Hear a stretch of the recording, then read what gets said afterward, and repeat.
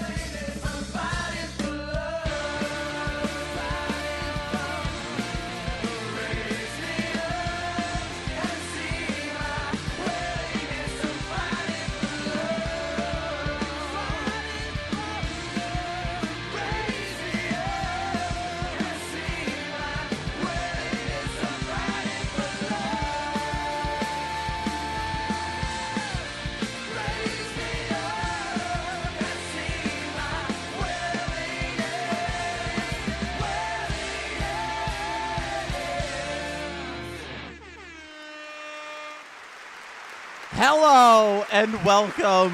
Yes, everyone who is tuned in. You are indeed stuck with me. No Steve Dangle tonight. He is in Ottawa at a book signing, but you get me in his place. And what a night we get to enjoy Leafs hockey where Nick Robertson is being healthy scratched because of his terrible game yesterday. Shout out to everybody who's in the chat early. Always love you guys in the chat early.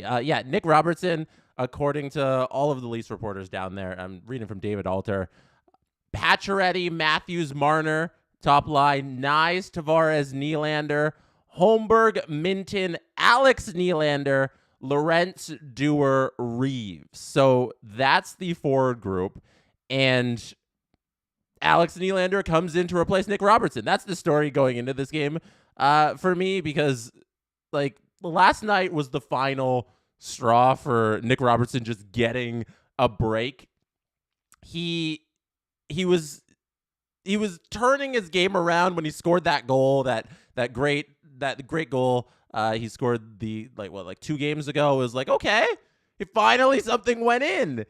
And then we see his game last night where he's on the ice for one of the goals. Then he's offside on a play where he makes the pass to the player at the blue line. So, you should know how to be onside. And then out of that draw where he caused the offsides, he takes a bad penalty and he goes to the box. He was swimming upstream that entire game against the Caps last night, and Berube's like, okay, not only are you not scoring the 2 goals he scored all season long, now you're also not hustling the right way. That's what kept him in the lineup, was playing hockey the right way despite not getting results. And now he's not doing anything right, and he's not getting results. Let's see what Alex Nylander can do. So Nylander's in the lineup. Grebenkin is also out of the lineup because Reeves is on that 4th line with Lorentz and Dewar. Holmberg on the wing. All right. And then Pacioretty slides in there. So Pacioretty, I guess, takes the Grebenkin spot, and then he moves up to the 1st line, which I think is very interesting. You remove Nyes from the 1st line because Pacioretty's there because you want to see Pacioretty at the 1st line there. And then you keep Matthews and Marner together as they were together last game. So a lot of interesting Leaf storylines to go for this game. And the Penguins stink right now, so we'll see if the Penguins are good. Adam Wild couldn't do this game because he refuses to sit there and talk about Kyle Dubas at all and the team that Kyle Dubas manages. So that's why Adam Wild is not filling in. It is I filling in. We got somebody who gifted a whole bunch of memberships. Sorry, you guys just keep chatting away. I gotta catch up. Wes Richard gifted 10 membership. Wes, this is for you. First air horns of the night for Wes. You absolutely love to see it. If you get a gifted membership, please thank the person who gifted you the membership. What does a gifted membership get you? Well, you become a member of SDP VIP on our YouTube channel. And that means you get an extra episode of the Steve Dangle podcast every single week. And you can go back and watch all of the other ones that we recorded over the last, what has it been, 12 months now? Because we started this back in January where we started SDP VIP. So you can go back and watch all of the extra episodes of the SDP. And on that episode, the extra one we do every week, it drops Thursday at midnight. We talk about other things that are not. Sometimes we do sports adjacent stories, like we'll do like hockey, not hockey stories, but are still sports. We'll do like baseball topics or basketball topics and that sort of stuff. But mainly it's like pop culture stuff. Like this upcoming week, we're going to be doing next Wednesday when we record the episode to come out on Thursday. We're going to be doing a full breakdown of the Hawk Tua girl doing a crypto scam and like scamming people out of like $40 million. So that's going to be fun to talk about. And then we gotta do a deep dive on Sabrina Carpenter and Barry Keegan and all of their mess that's happening right now, because he released a statement today about how he's like, stop bullying me on the internet. I know I'm a cheater, but stop. So we're going to talk about all of that fun stuff on the next VIP. And you, who just received a gift and membership, get to watch that episode. So thank you. Also, Live Breath Blue. See, Adam and Steve, they do these streams too, but they don't got buttons like me. Live Breath Blue gifted 10 membership. So Live Breath Blue, you know what? We're bringing out the Dancing Panda. Dancing Panda's on the screen. Little confetti. Thank you for gifting those memberships. Also, Brian Greenwood, OG, we haven't hit the best button of all quite yet. Brian knows what's up. Donated $10. Crab people emote. Crab people emote has been hit. It has been pressed tonight. They are starting to do the Canadian National Anthem. Just updating you guys on what's on my screen. The Hillcrest 6th grade choir is singing right now. So that's where I'm looking at. Game hasn't started. We also got Wes Richard. Says, Jesse, you beautiful man, donated $5 to the channel. I should boost my seat a little. There you go. Oh, I can't even get higher than that. Wes Richard says, Jesse, you beautiful man, when the Leafs are fully healthy and barring no trades, what would be your ideal lineup? My ideal lineup is very similar to the lineup they have tonight, but I am of the proponent that you keep Matthews and Marner away from each other. I don't think that the ideal lineup has Matthews and Marner together on that top line. I think it's Nyes, Matthews, Nylander, Pacioretty, Tavares, Marner. That's your top six. And then the bottom two lines, I think Minten should make this team. He's been playing so well. I'd love to see Minten stick around and play that third C position. So ideally he's 3C, and then Holmberg on the left wing, new acquired right winger for the third line. That's my trade deadline hope. And then you get Lorentz, Dewar, and I don't know if Reeves makes the playoff lineup, but it might be good to have Reeves there, or newly acquired fourth line winger. Defense tonight is Riley Myers, OEL Tanev, Benoit, Timmins, and Joseph Woll starting. Matt Best is in the chat. Shout out Matt Best right now. We've done some work together recently for 888 Casino. Matt Best, absolute gem. Says he'll eat a ghost pepper if Reeves scores tonight. We are holding you to that. So shout out Matt. The D pairing tonight for the Leafs is Riley Myers, OEL Tanev, Benoit, Timmins. That's cool, but ideally in the playoffs, it's some combination of Riley, OEL, Tanev, Hakanpää, McCabe, and Benoit or Timmins. I don't know how those split up, but yeah, ideally Myers isn't in there. It's Hakanpää and McCabe, who was just placed on IR retroactive to, I think, like late November. So they're doing some roster management with that stuff as everybody gets healthy and back into the lineup. They need to put more guys on injured reserve to give the healthy guys some room. All right, we are getting closer to the game starting here. The anthems are done. We absolutely love to see the anthems finishing. If you guys are not familiar, I like to watch along with the NHL page. So we have the NHL page here. It is a little ahead of my screen. So we're going to have all the timing and everything there, and you can follow along there. But I hope it no, there we go. So yeah, it's kicking off there.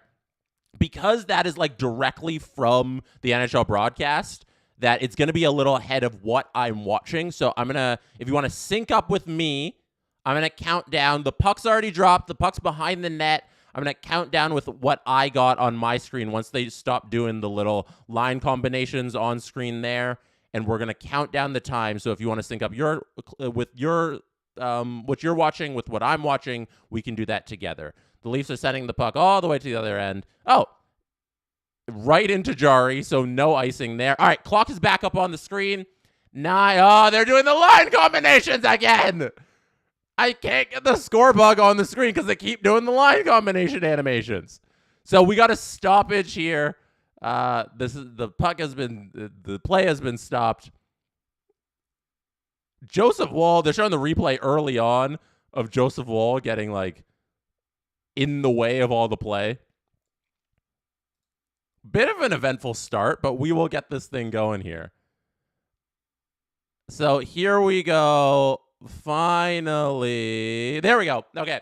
9, 19, 18, 17, 16, 15, 14, 13, 12, 11, 10. That is what I'm seeing on my screen right now. If you wanted to sync up, I'll do it again once we hit 19, and then I'll leave it there for maybe half the period.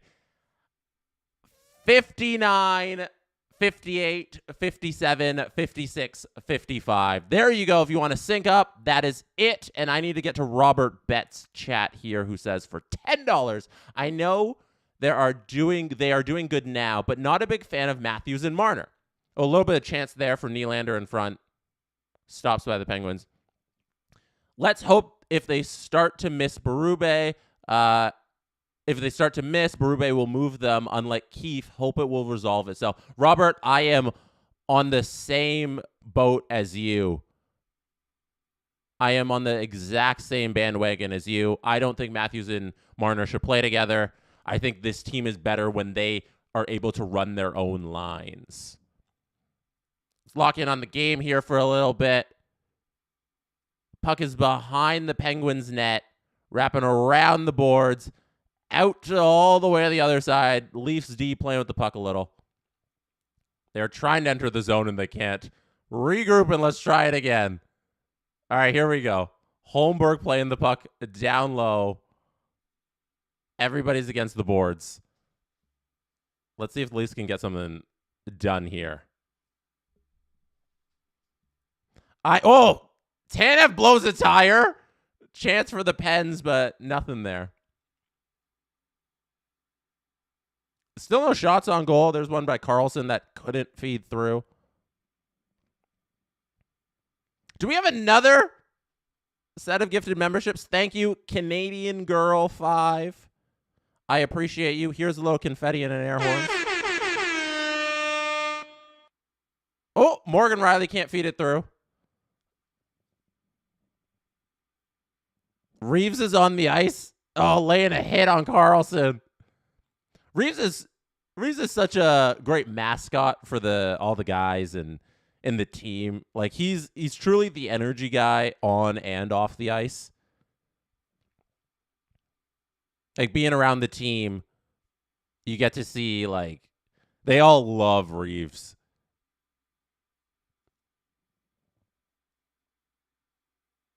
We have Cassie, $2 from Cassie. Ooh. Little chance here for the Leafs. Riley. Shot blocked. Everything's getting blocked tonight. Cassie says, I've been dreading this game all week. Leafs are hot.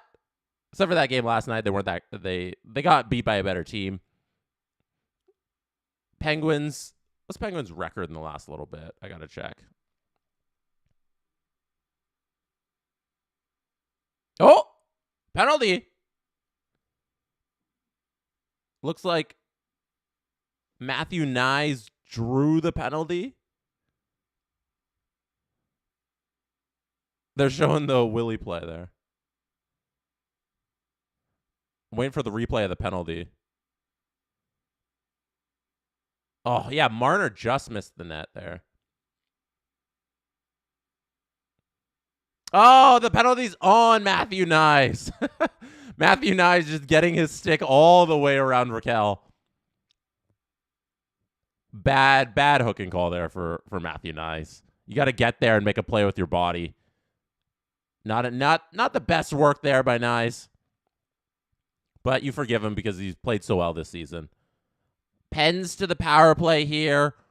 15:54, 3, 2, 1 on my screen here.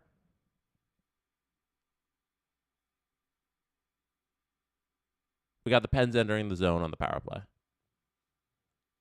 Already I'm at 30 seconds killed, but the Pens are setting up here. Oh, there's the first shot on goal in the game. I think it...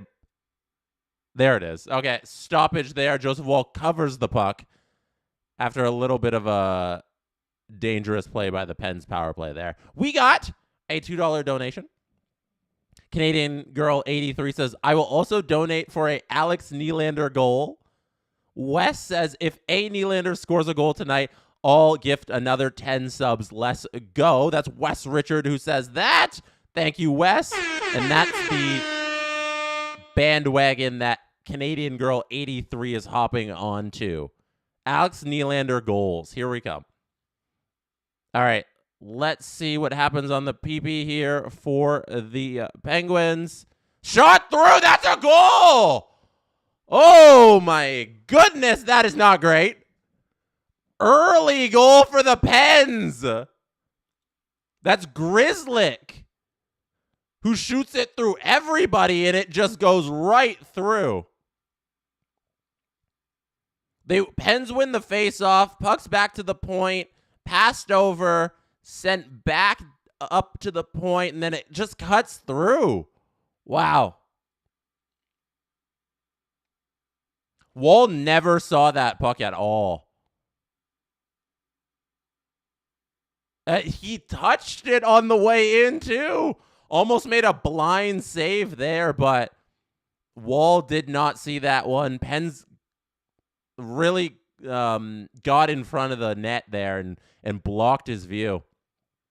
Is anybody else watching on Sportsnet see that the shot counter isn't working? Oh, there. Okay, just updated. For the first part of the game, the shot counter wasn't working. Shots are now 4-2 for Pittsburgh. Canadian Girl 83 says, not great unless you are Cassie. Yeah, Cassie the Pens fan. Very happy. Thank you for the $2. Appreciate that. We will also play this because the Pens scored.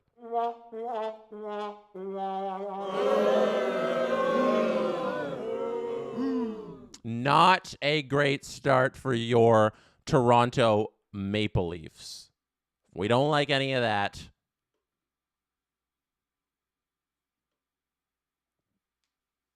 We had a poll run earlier off the top of the show. The poll was, who's taking it tonight? Toronto or Pittsburgh? 83% of people said the Toronto Maple Leafs, and 16% of people said the Pittsburgh Penguins. Oh, we have 10 gifted subs from Cassie. Cassie, thank you. We appreciate that so much.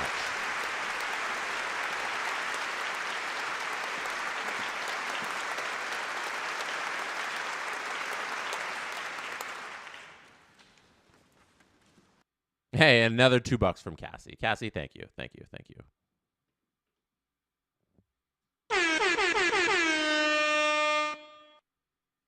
All right, 13, 37, 35, 34, 33 on my screen. There's a shot. Goes just wide. Matthews now over to OEL. Hey! That's in the back of the net! Leafs goal! Wonderful stuff from the Toronto Maple Leafs there. We get a goal.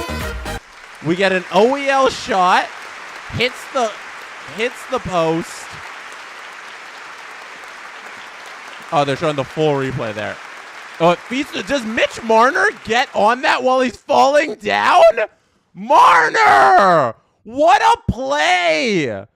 Marner falling to the ground, is able to reach around, poke it through Jari. What a goal, Mitch Marner.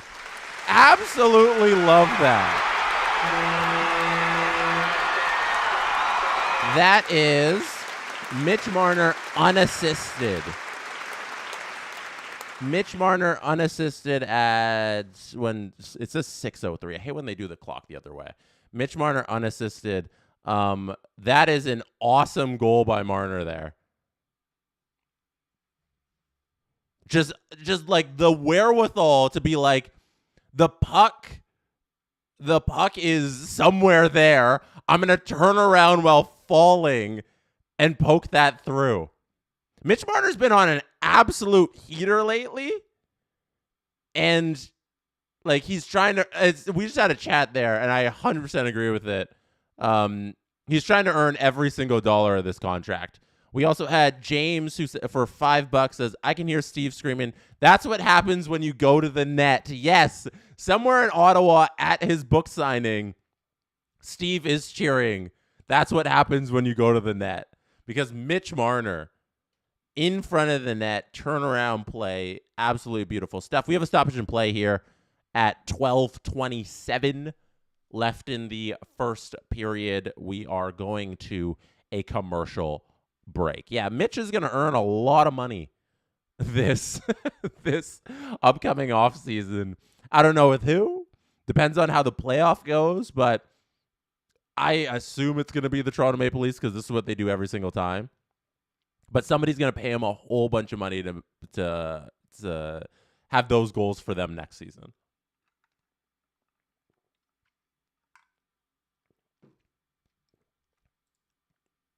Thank you for everybody who's tuning in tonight.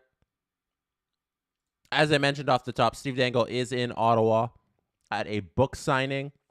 We will be in Kingston tomorrow If you are in the Kingston area, you can come see the Steve Dangle podcast live at the Kingston Frontenacs game, and we are also doing a live show after it at the Caesar Company. So you can come watch us at the game, and like we host the intermission stuff. We do bubble soccer, all that fun stuff on the ice, and then afterwards we have a live show that you can also attend. So if you're in the Kingston area, come out to that.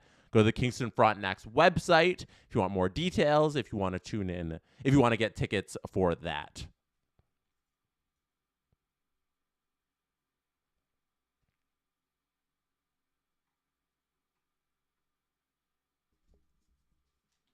I want to see what the Penguins are looking like this last little stretch here and how they've been playing with their tight schedule. Yeah, they're coming off a loss last night to the Rangers. I did actually see parts of that game because after that whole Jacob Trouba mess of a day where they trade Trouba and give Shesterkin that big deal, the Rangers went out and they beat the Penguins 4-2. And the Penguins are in the same situation as the Leafs where it's back-to-back with travel because that game was in New York and now we're back in Pittsburgh. So the excuse for like either of these teams being a tired team, they're in the same boat. New York is closer to Pittsburgh than Toronto, but same difference here. Not too much. We also got another chat here from Wonder Davey for $5. What would Steve do if he had access to the soundboard during streams? Yeah, there is a reason we don't give it to him. He could not control himself. It would be a mess of a live stream. I also don't, he's not the most tech savvy, so he doesn't like run his own streams. He's got a producer to handle all that fun stuff. So yeah, we keep the buttons away from Steve. 11, 37, 36, 35, 34 on my screen here. The puck is going in behind the back of the net in the offensive zone for the Penguins. Joseph Woll covers it up so that we don't get any scrambles in front for that puck. Robert Bett says, what do you think of Philippe Myers? I think he's playing really good. I think he has a good career ahead of him. Yeah, I love Philippe Myers. I think he's been doing really well in his limited role with the Leafs in the games that he's gotten into. It's just like the Leafs are so deep right now on D that if they're all healthy, he doesn't make the lineup. But there's never a case where all the Leafs are healthy. You know, it just doesn't work out that way where all of the Leafs D are healthy. And that's why you have extra bodies like Philippe Myers who can fill in at a moment's notice and play solid D. He's playing on the top pair right now with Morgan Rielly. Like, that's your seventh defenseman who can slot in on the first pair. That's hella useful. So, big fan of Myers and what he brings to the table. Not going to give you anything really offensively, but solid defense, and that's what you want out of defenseman.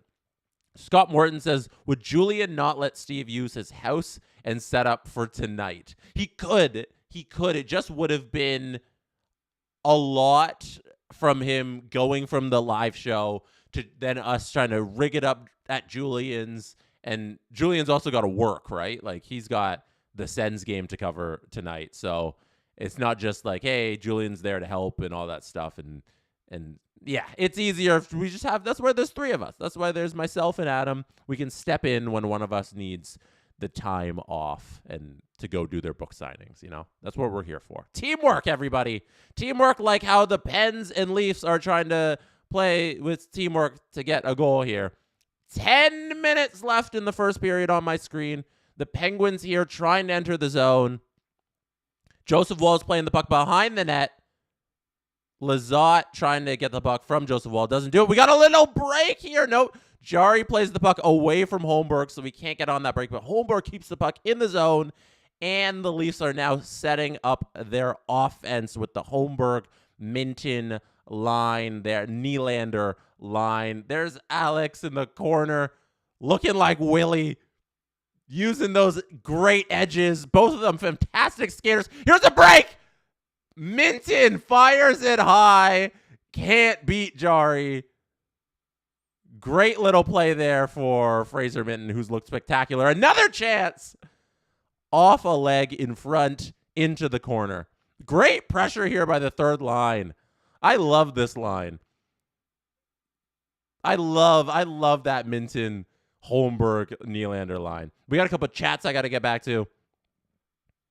David says, hey, Jesse, are you guys staying in Kingston tomorrow or heading back to Toronto after the event? Looking forward to seeing you guys. Thank you for coming out. David, thank you for coming out to the show. Tomorrow, I am looking forward to seeing you. We're actually all there to see David Owens. David Owens is the reason we have the live show. Here's a nice shot by Tavares. Tavares does that little thing where he comes out in front and he spins it back around and he shoots. Does not get through the goaltender, though. Does not get through to the goaltender at all. The shot was blocked. David, to answer your question, we are driving back to Toronto. Oh, there's another shot. Tavares can't get the rebound. The Leafs are getting some great pressure here early on, or late in the middle of the first period here. Tavares with another chance. Good stuff from the Leafs. We are driving back to our respective homes. 3 hours isn't so bad where if we're out of there by like 10, we're home around like 1. You know, it's not too bad of a drive. Just down the 401 back to our home. So no need to stay and spend the extra money on Airbnbs in Kingston. Great little chances there for the Leafs from that Tavares line. We got the Matthews, Marner, Pacioretty line back out there. If you missed it, Pacioretty is back in the lineup. Alex Nylander is back in the lineup. Nick Robertson scratched. Grabenkin is scratched. That's what the lineup's looking like tonight.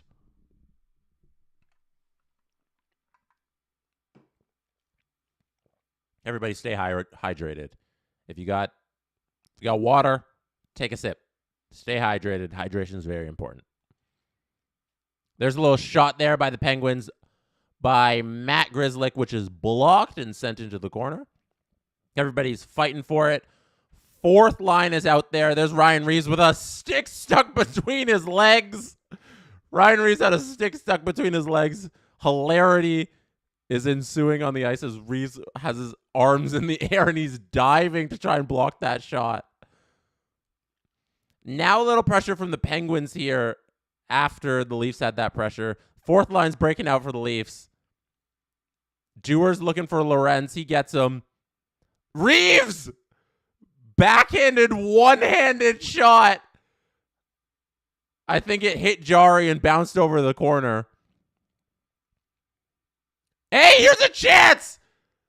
Benoit! One-on-one with the goalie. Can't beat him! Oh, my goodness!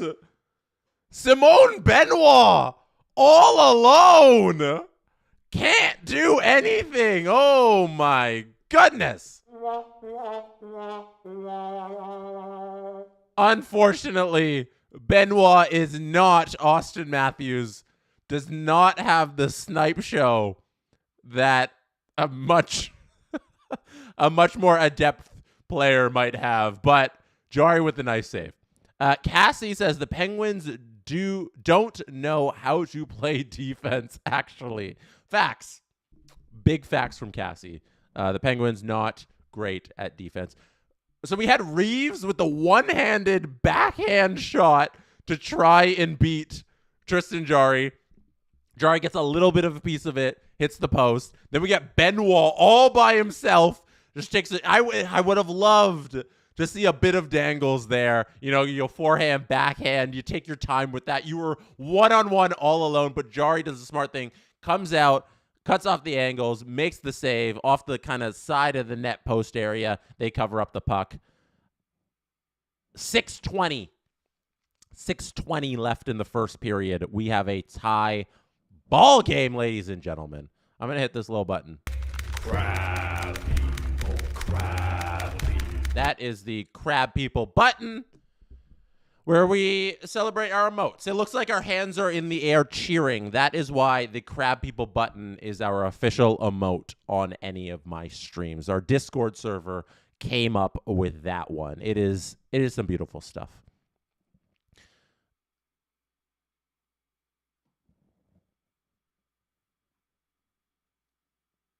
Andrew says, are you staying at the Ambassador with the water park? I don't know. No, we are not. No, we are not staying at the Ambassador with the water park.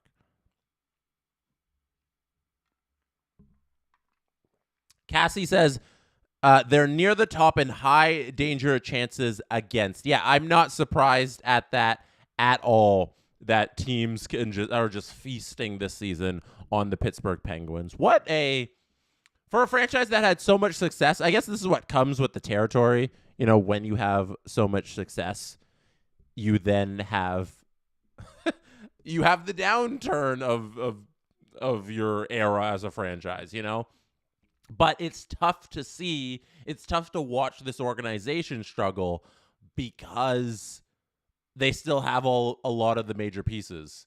Malkin, Letang, Crosby from those championship eras. That was a great shot there by JT. What a snipe he tried to have. Snipe that got caught by Jari, right into his glove, but a lot of velocity on that wrist shot. Watching the replay here. Oof. Wrist shots a thing of the past. Everybody loves snapshots these days. There's a slight difference between if you're taking a wrist shot and a slap shot and how much you bring the puck back, in the blade of the stick and with your wrist.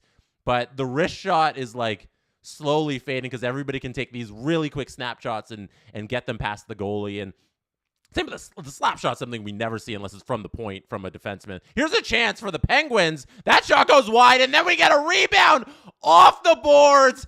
Is that Sidney Crosby? No, it's not Sidney Crosby. Sidney Crosby with his hands in the air. He's on the ice. Penguins goal. Off the boards. Shot missed. Oh, was it Crosby or Rust? Who's getting credit for it? Let me see if it's on the... Oh, Brian Rust gets the credit for it. There you go. They kept showing Crosby on the screen. Crosby is the one who took the initial shot. So Crosby takes the initial shot right off the boards. Brian Rust right behind him to collect that puck and score. That is a Penguins goal, which means we are sad.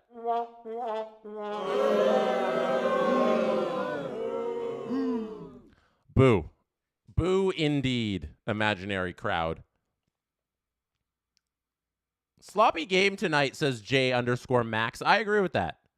It's a bit of a sloppy game. Did Crosby do that on purpose? Chat, can you let me know? Was he shooting on purpose to get the bounce? We got a stoppage here at 5:16. Joseph Wall holds on to the puck. Chat, let me know.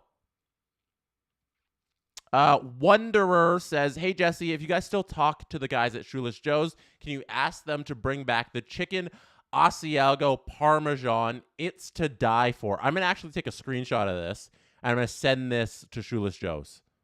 I'm going to send that to Shoeless Joe's. Wanderer, I will see what I can do for you. Chat. Oh, Cassie, thank you. Thank you for the gifted subs. We greatly appreciate it. We greatly appreciate the gifted subs. If you received an SDP VIP membership from Cassie, please thank her in the chat. It is your duty as an SDP community member to thank the person who gifts you a sub in the chat. You must do it. Else we're going to revoke. No, we won't revoke it. But do the right thing and thank them. I was saying... Is the Crosby shot on purpose? Chat, what do you think? Nick says shooting for a rebound. Cassie said probably. Cassie says he does it often. Defo for a rebound. Guessing putting on the net for a rebound, says Brad. Accidentally on purpose, says Doug. Yeah, I think it was he's kind of doing it on purpose, accidentally on purpose. Yeah. He did it to kind of do it, but not to fully do it. He didn't know Brian Rust was right there. Oh, most assists with one franchise. Sidney Crosby has 1,023. He moves into a tie for 5th with Gordie Howe. I think Crosby did it, but he didn't really know Russ was right there. Just in the chance that, hey, we got a good rebound here. We got a good opportunity off of this shot. And it worked out. Like, what a smart player. One of the greatest of all time. That's not controversial. Top 5 player ever, Sidney Crosby. Watching his greatness on display here. Saturday night, streaming with the SDPM people. 5 minutes left here in the first period. I'm going to count down my clock. 5:55, 4, 3, 2, 1, 0, 49, 48, 47. That's where my clock is right now. Pittsburgh has the puck in the offensive zone. The Leafs are trying to get it out, and they don't. There's Malkin with the puck around the blue line. Carlson can't. Oh, there's a breakaway. Willie, breakaway. Willie. Oh, saved by Tristan Jarry. Willie can't get it past Jarry.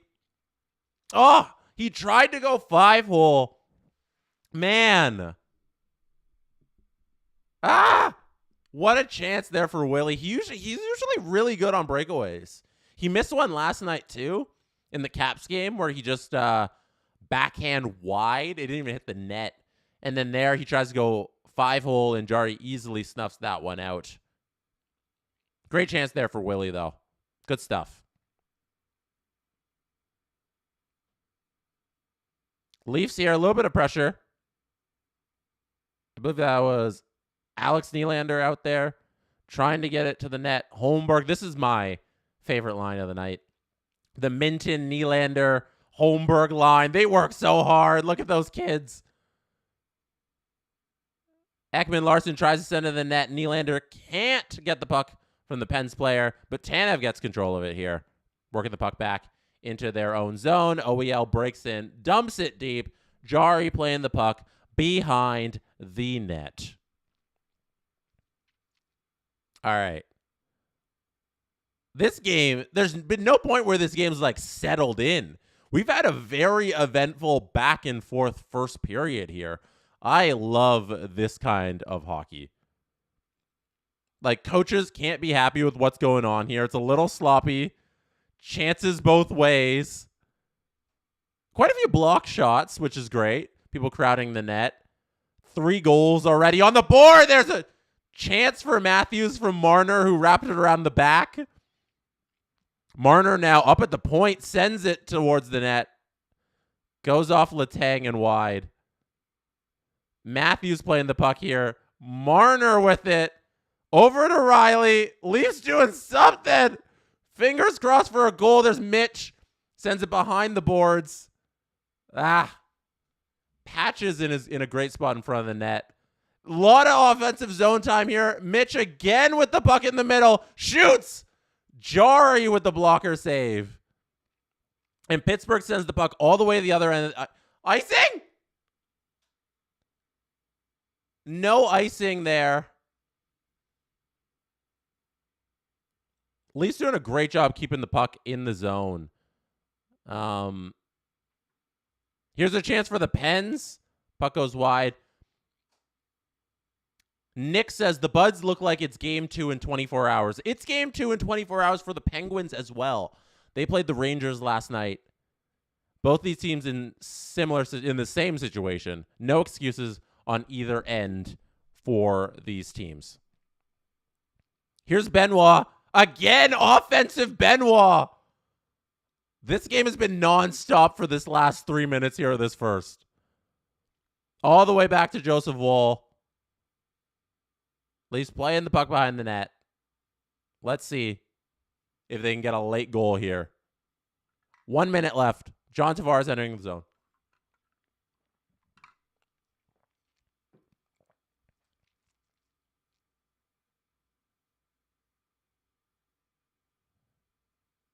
Here's JT again, trying to feed it to Willie.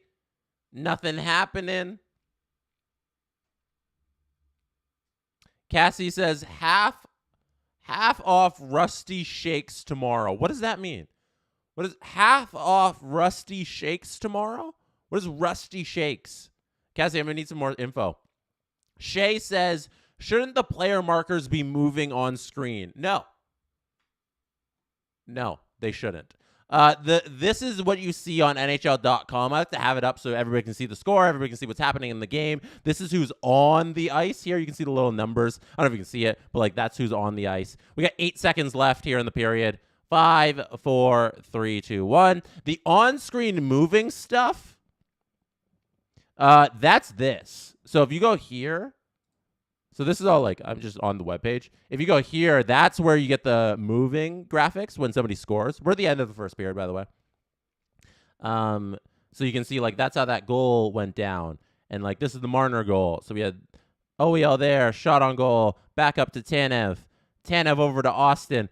Austin over to OEL. OEL shoots. Rebound. Marner taps it back in. That's a goal. Woo!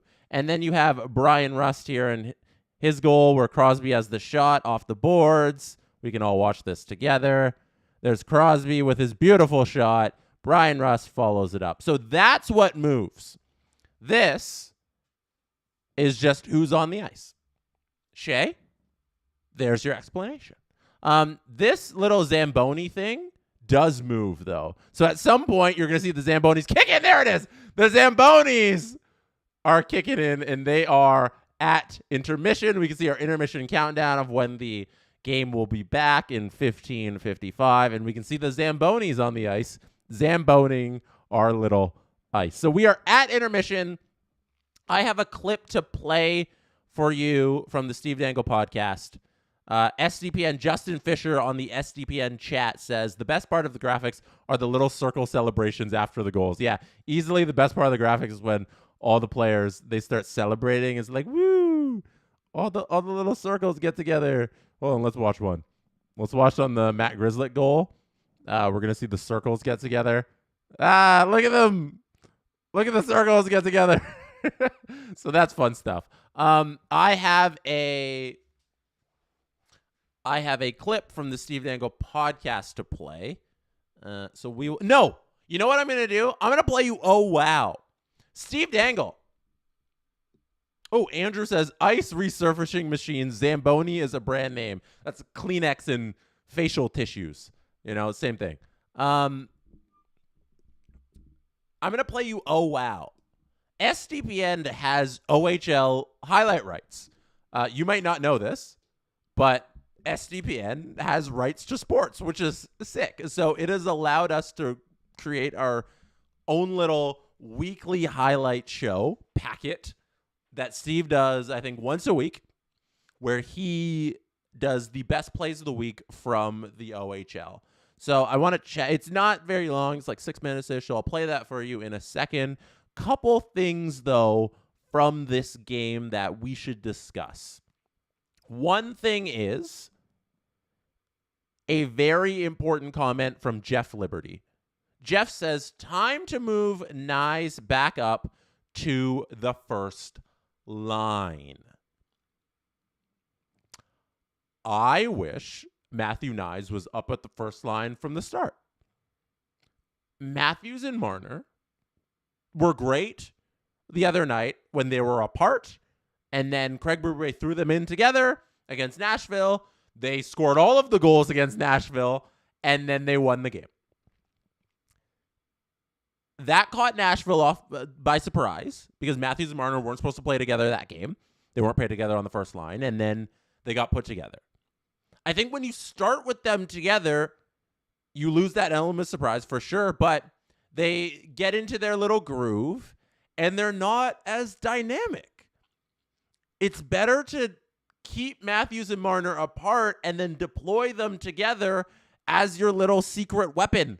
That's what I want to see with Matthews and Marner is they get together when you absolutely need a goal, and it's on them to go score that goal.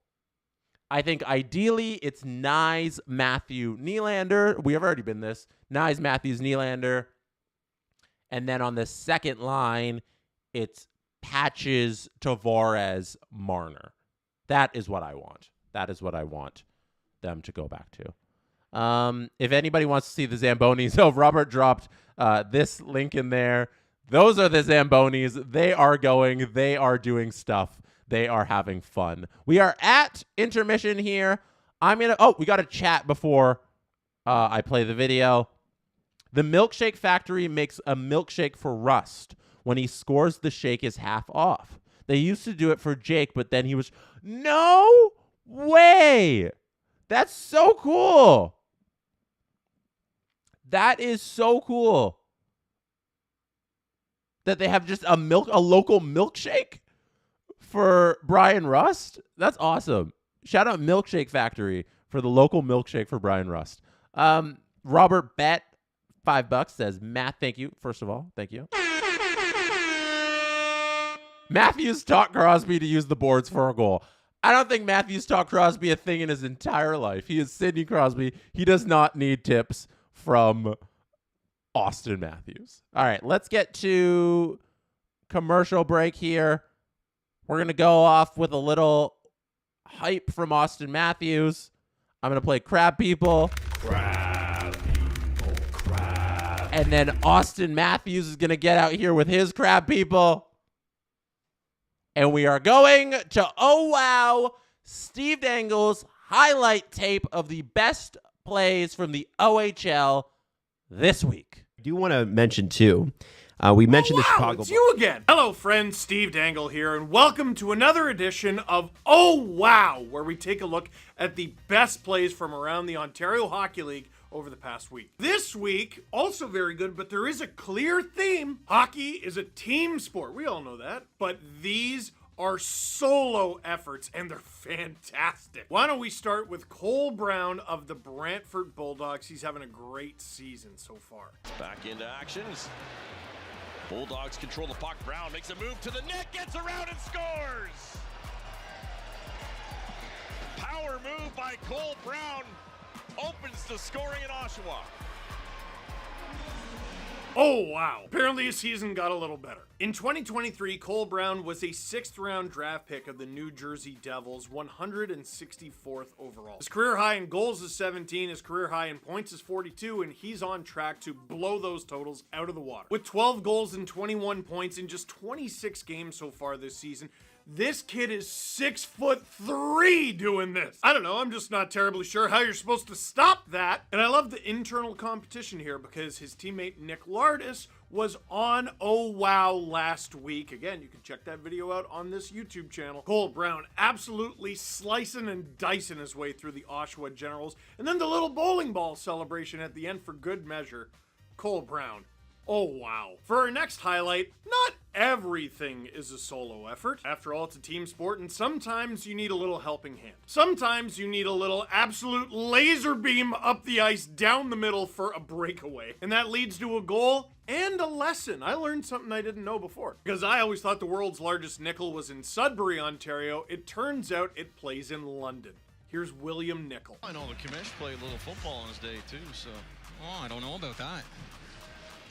Puck is going to be played here by the London Knights. Through the middle, nice pass. Here's Nickel coming in, backhand, scores!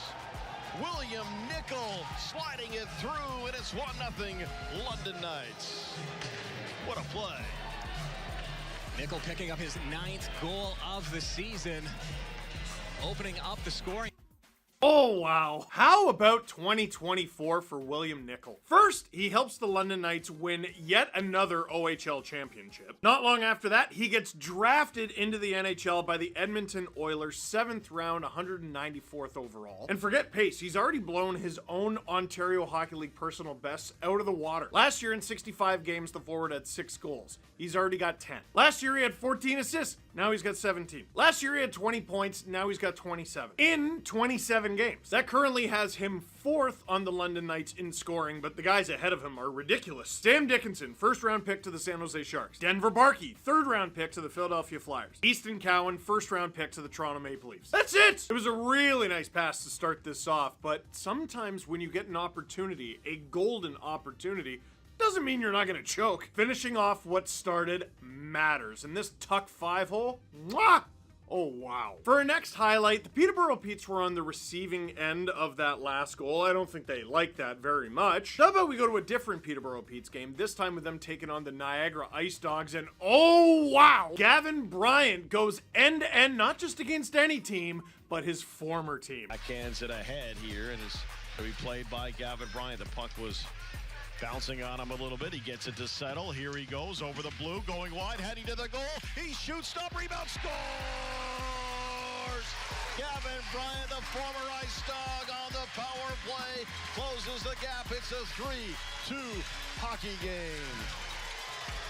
Oh, yeah. No, that's pretty good. Gavin Bryant, the Ingersoll, Ontario native. Like, forget a lead pass, forget a tic-tac-toe, a 2-on-1, whatever. How about I just carve through everyone on the other team like a Thanksgiving turkey? That requires so much adapting on the fly. Not to mention, he was stopped on the initial shot and then stuck with it and got the rebound. Gavin Bryant, are you kidding me, dude? Oh, wow. And for our final highlight, Niagara, I'm so sorry, but we're not finished with you. The Flint Firebirds take flight, specifically Jeremy Martin. And off in on the forecheck. Mania with the pass. Driving all the way through and scoring a beautiful goal. Jeremy Martin has his 4th of the season and 3rd in 5 games. Flint leads 1-0. Oh, wow. That's that's not even just cutting through your opponents like butter, like finessing and everything. That power cutting around and driving the net. See, here I was thinking I like Jeremy Martin because he's from my current hometown of Ajax. No, I think I like him for this stuff too. Guys, I think Jeremy Martin likes to hang on to the puck because right now Jeremy is just 17 years old, but he already has a full season in the OHL under his belt. He was with Flint last year. He played 64 games with Flint and put up 13 goals as a 16-year-old. That's pretty good. But this made me laugh.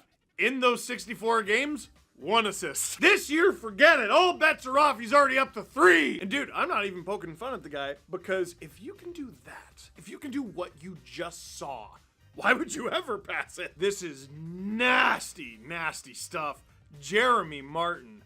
Oh, wow. That was this week's edition of Oh, Wow. As always, please give us a like and please give us a subscribe. But most importantly, comment down below if there was a play from the Ontario Hockey League this past week, if it was a game you watched on TV, online, or even in person, and there was a play that you think we missed, let us know, and we'll see if we can get it in next week. This week was all goals. What about a save? Was there a big save? Was there a big hit? Heck, this is Oh Wow. It's not Oh goal scoring. It could be anything you want it to be. So let us know with a comment down below. But for now, that is it for this edition of Oh Wow. Thank you very much for watching.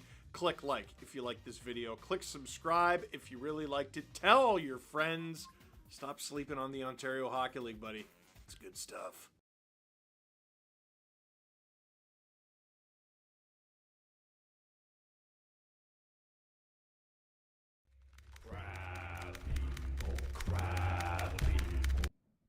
Thank you, Steve Dangle.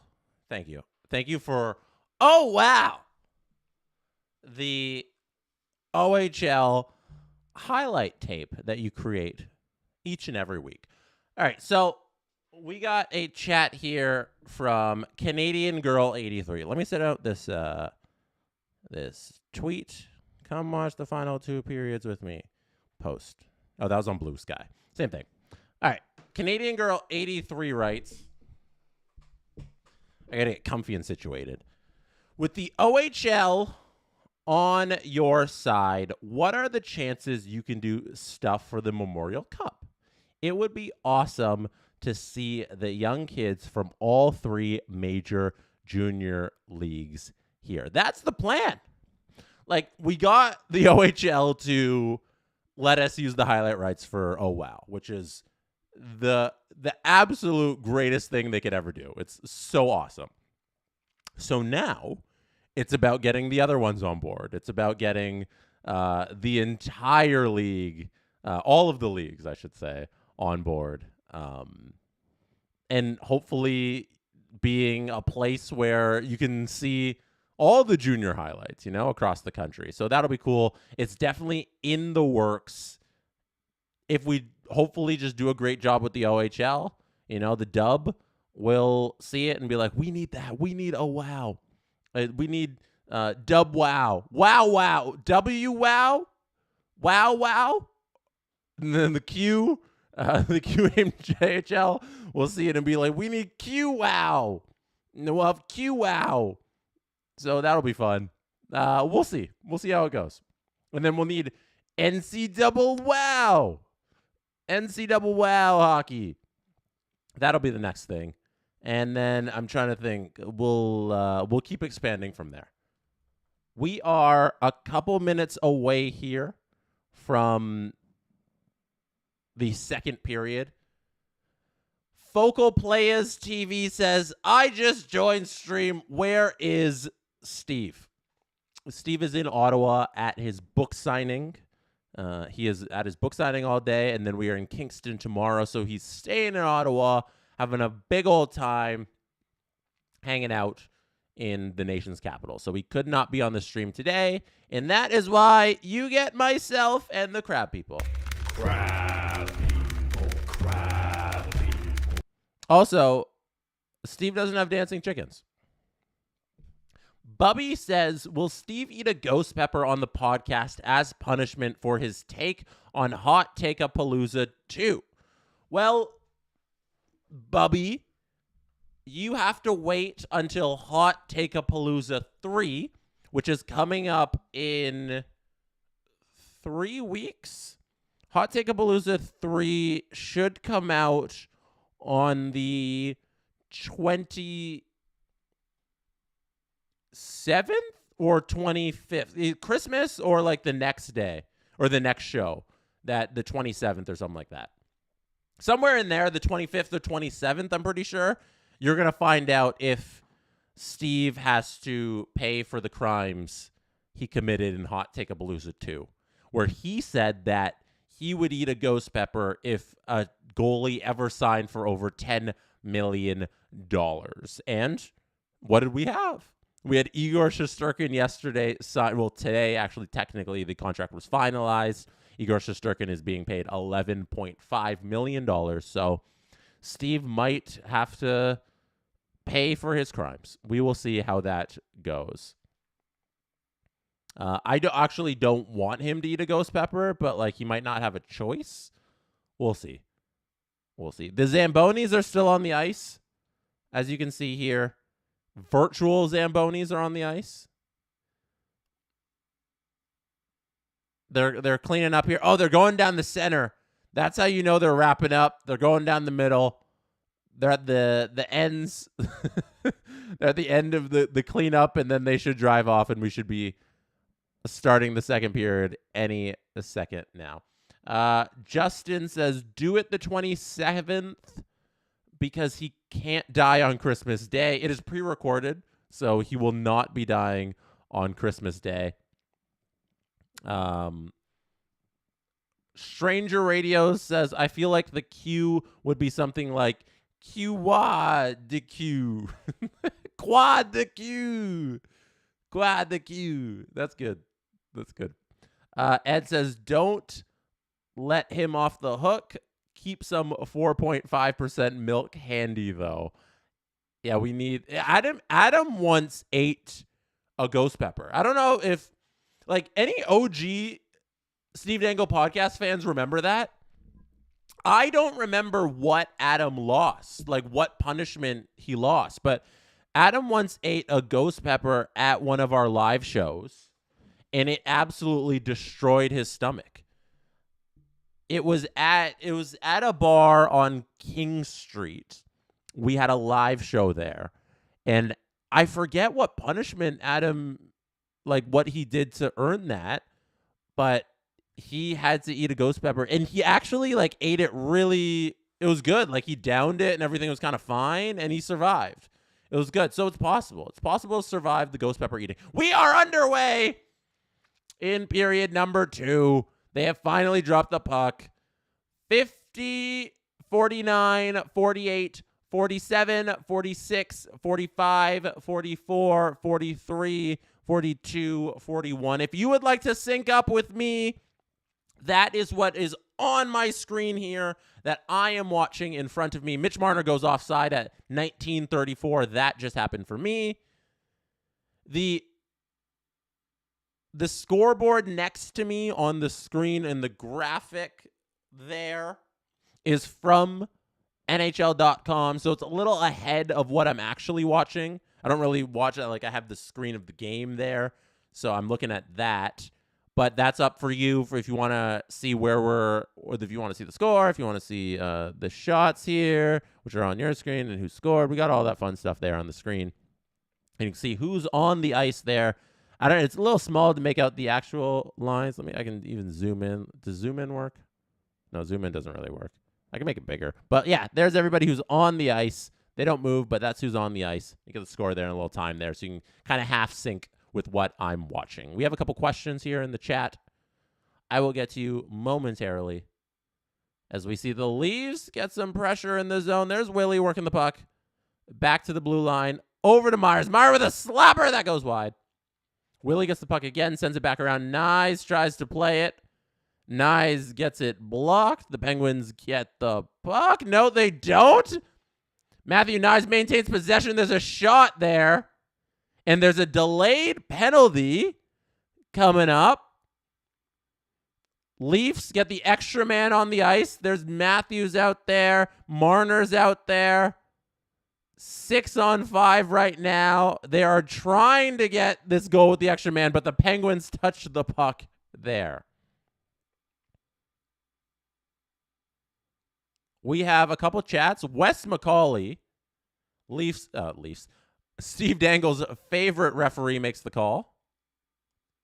Interference is the call. Yeah, Tavares got shoved to the ground for absolutely no reason by Chris Letang. Robert Bett says, out of you three, who's the head coach, GM, and star player? I'll take GM because I GM the most in NHL video games in NHL 25. I am the general manager. Adam's more the head coach, and Steve Dangle, of course, his name is on the show and on the network name, has to be the star player. So I'll be the GM, Adam's the head coach, and Steve is the star. I feel like that's pretty accurate. Next up, we got Cassie. 1:37 here left in the power play for the Leafs. They haven't gotten a shot yet on this power play. They're still working the puck around, doing the extra pass. Mitch Marner's got it up top. Slow pass to Matthews. Come on, guys. Some urgency would be nice. Puck goes off of skates. Matthews plays it in the corner. Still no urgency from this power play. Mitch passes it over to Tavares in the middle from Willie. That was a nice play, but not effective. Here's Austin with the shot, short side. Can't get anything through. There's Mitch. Willie! One-timer, Willie! That is a power play goal for your Toronto Maple Leafs.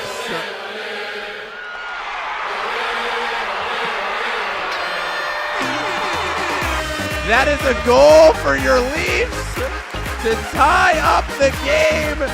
Let's get the Dancing Animal squad out here.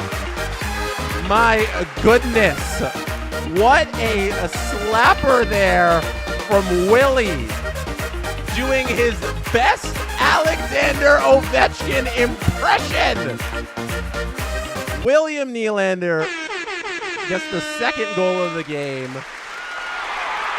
for the Toronto Maple Leafs at 7:28 of the second period. It is all tied up.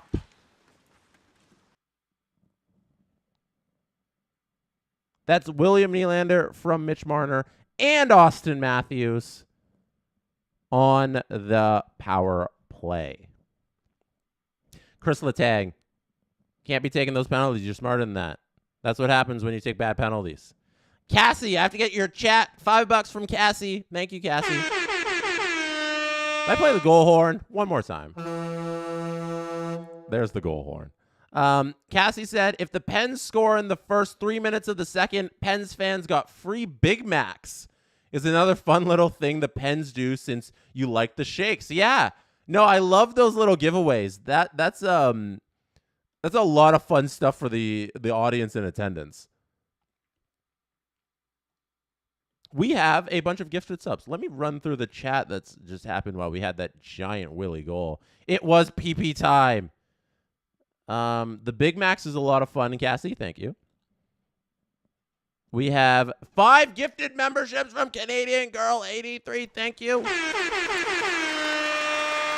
Much appreciated.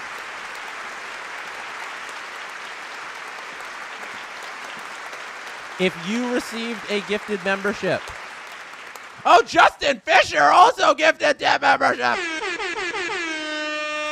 Thank you, Justin Fisher. Thank you, Justin. That's awesome.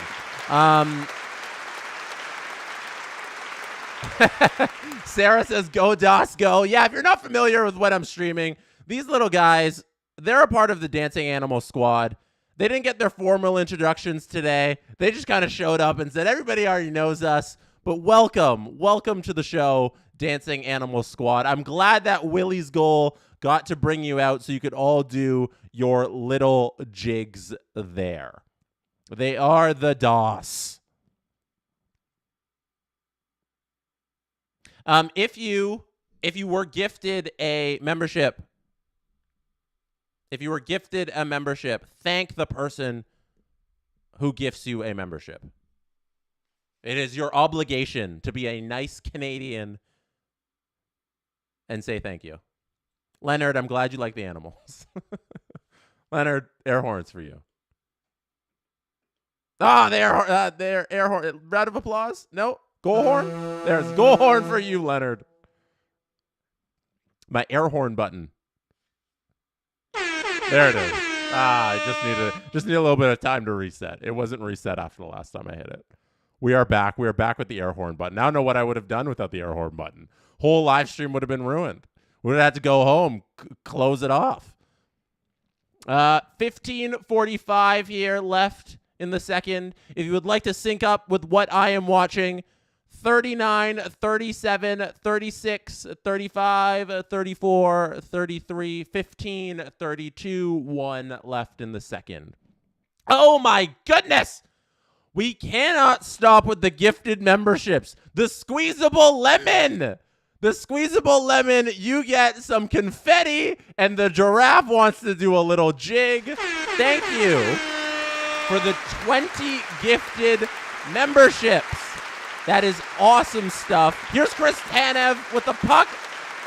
Nice little shot from the point there by the Leafs. Matthews is working the puck behind the net. Wow, squeezable lemon. Thank you for the gifted memberships. Much appreciated. The Pens are trying to break out. There's Crosby. Backhands it into the zone. We've had so much happen. First 5 minutes of this second. All the chaos. If you received a gifted membership from the Squeezable Lemon, you owe them a thank you. You owe them a thank you. Say thank you. Delayed penalty here coming up on the Toronto Maple Leafs. Ryan Reeves touched the puck. The penalty is on Max Pacioretty. Craig Berube. Craig Berube. Okay, we're going to watch this. Oh, come on.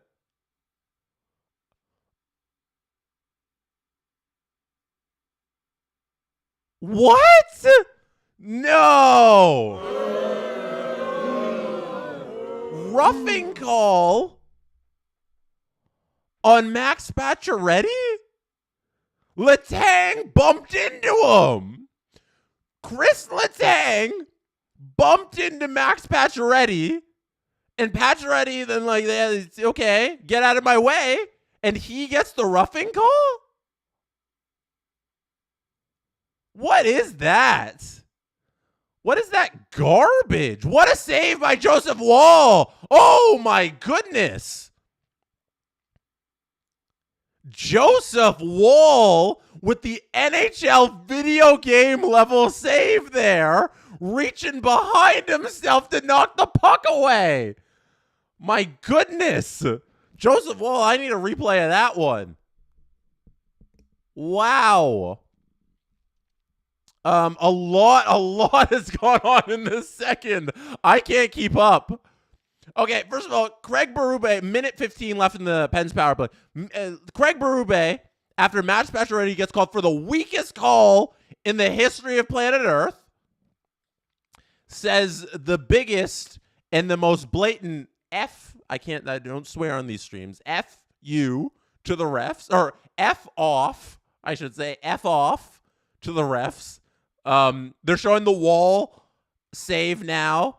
First replay of it. We got a timeout. Oh, my goodness, Joseph Wall. What a play. What a play to reach around and save that. Beautiful stuff.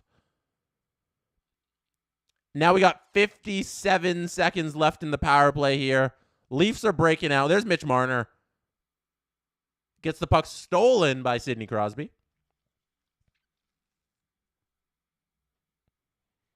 Great stuff by Joseph Wall there. Hilarious stuff from Craig Berube. Bad stuff from the referees. Awful call on Max Pacioretty. Here's the Pens with 30 seconds left here in the power play. Trying to do something. Trying to get something going here. Oh, there's a rebound. Did it go in? Did it go in? It's, oh no, no goal. No goal. No goal. It's out. Oh my gosh. Joseph Wall doesn't have his stick. He just picked it up again. The Pens, dangerous. I don't know how that puck stayed out. Oh, there's a big block. Connor Timmins blocks it with his backside. Another chance. Wall with the save. My goodness, Joseph Wall. What a save there. Now we got a huge scrum in front.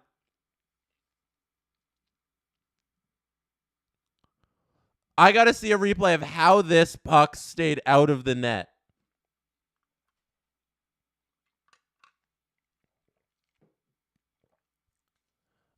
They're showing the replay here. Oh, right.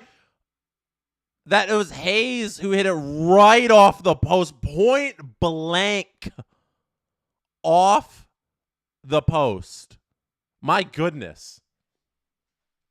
Andrew, Patches came out of the penalty box and drilled someone into the boards. Yeah, Patches was like, he was upset. He was stewing. He was brewing. He was boiling over in the penalty box. And as soon as he got out, he beelined to a Pens player and knocked him on his rear end. What a great start. What a great start to that period. What a great 8 minutes that was. A bunch of chaos. I don't know how that Hayes shot stayed out. That was great stuff from Joseph Wall. Round of applause. Round of applause. Whew, I need a water break.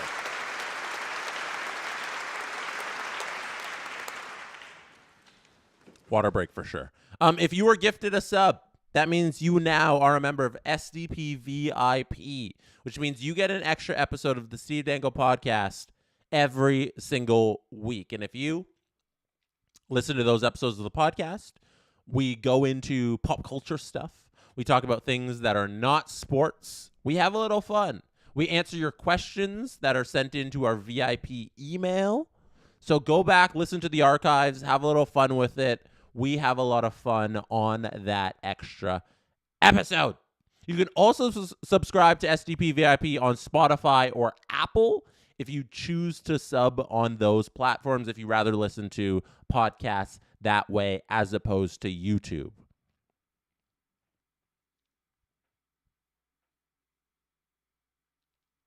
Robert, I missed your chat here, your $5 chat. Thank you, first of all, for sending that in.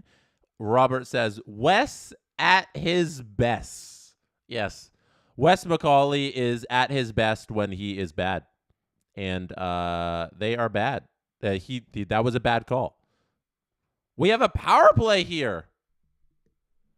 Out of all of that, I'm going to check. What do we got? Oh, Max Pacioretty roughing is the call. Are you kidding me? Oh, boo that.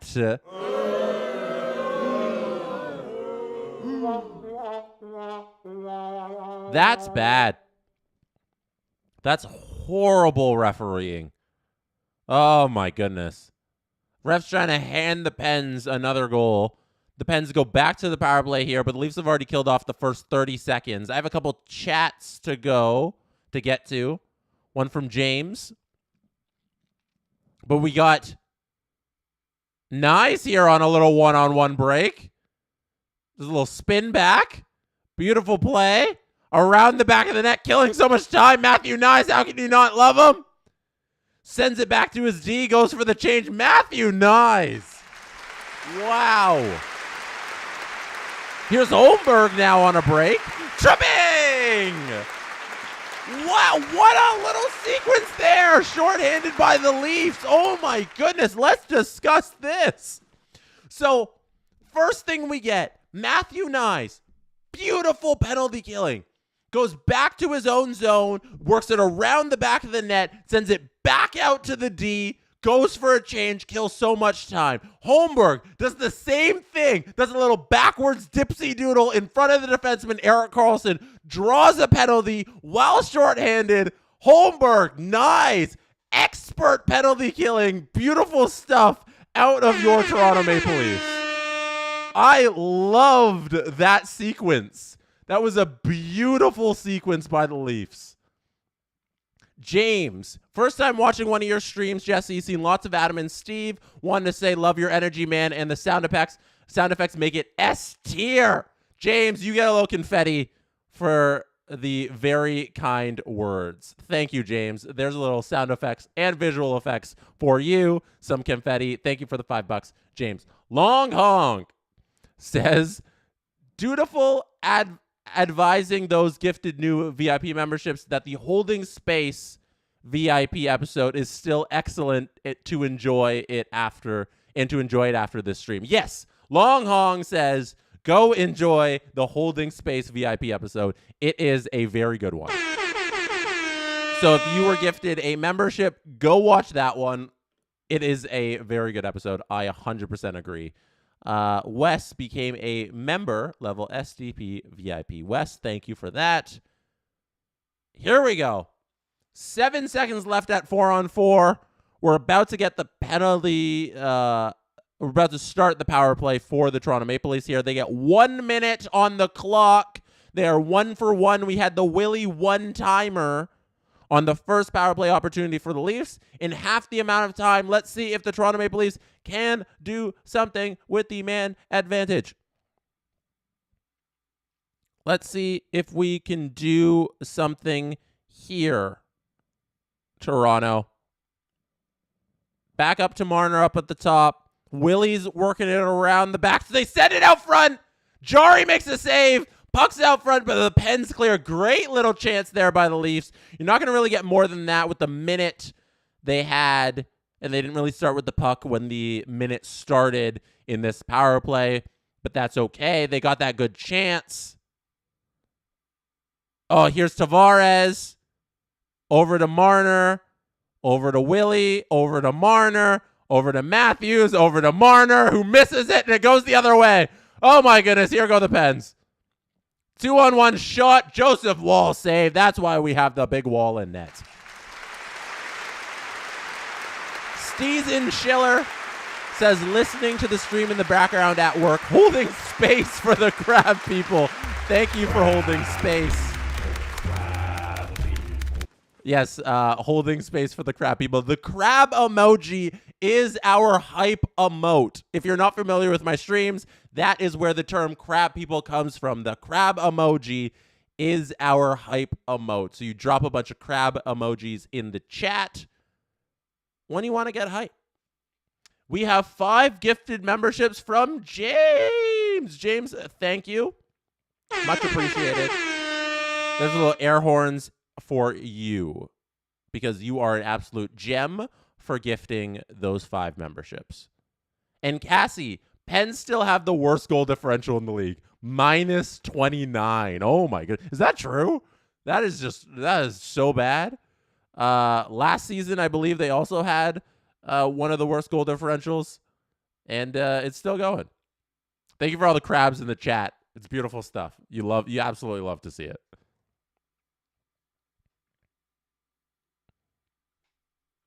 We should take a look at the NHL standings next commercial break we get. Look at some of the NHL stats. We're going to do a little run around the league here. There's a shot on goal by Sidney Crosby, saved by Joseph Woll. Timmins trying to play the puck. Can't quite get it. Joseph Woll is not going to play the puck. Back to Timmins. A little sloppy play by the Leafs there. 2-2 game. I'm at 7:17 on my screen. Oh, look, 2-on-1. Simone Benoit jumping up in the play again, doing that all night long. Pens now 1-on-2. Myers cuts off the Pens player, charging to the net. Great little play there. There's Tavares. Gets the puck, knocked off his stick. The Pens go the other way. Spin back move. Malkin's coming into the zone. Nobody can find him. There's Malkin in the corner getting the puck. Throws it behind the net. O'Connor can't get it up. Tavares steals it. Nice now. Trying to enter the zone. Gets bumped. Everybody's trying to do something with the puck, and nobody can feed it through the neutral zone. But now we have a chance the other way for the Pens, and Joseph Woll with the save.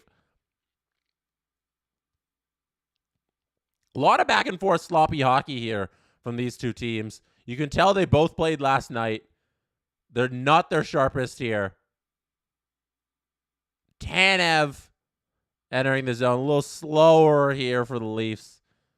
After all of that chaos. I can't look away at all. So much is happening. Mitch Marner sends the puck behind the net. Austin trying to work it around. Austin over to Marner. On goal there. Jari save. Finally. A stoppage in play. Let's catch up on the chats here. Steven Schiller. Jesse, the people demand a boom or a doom for Crab People, Gripper Nation, and the Dangle Navy. So if you're not familiar with the Costco guys and the Rizzler, go listen to the SDP VIP episode where we broke it all down. But I'm going to give the Crab People a boom. And I'm going to give Gripper Nation a boom. And I'm going to give Dangle Navy a boom. That's 3 booms for the Crab People, Gripper Nation, and Dangle Navy. There you go. All right, let's check in with the league standings here. We got the Toronto Maple Leafs. I want to do the wild card view. This is much better. So one thing about the Atlantic Division is year after year, it never changes. It will always be the absolute same. Toronto, Florida, Boston. Toronto's tied with Florida here, but less games played, so they're ahead in points percentage. Minus 12 goal differential for the Boston Bruins, but they're still third in the Atlantic. The Caps, Devils, Hurricanes are the Metro leaders. Every top 3 team in the Metro has more points than everyone in the Atlantic. Carolina, who's third in the Metro, has more points than the division-leading Toronto Maple Leafs. That's why the league needs to go back to conference seeding 1 through 8. What is this nonsense? This is nonsense. So the 2 wildcard spots are held down by the Rangers and the Lightning. The Pittsburgh Penguins in this game are currently 2 points out of the second wildcard, but all the way down here. And as Cassie mentioned, a minus 29 goal differential. Let's get back to the game here, and then our next break, we will do the Western Conference standings. All right.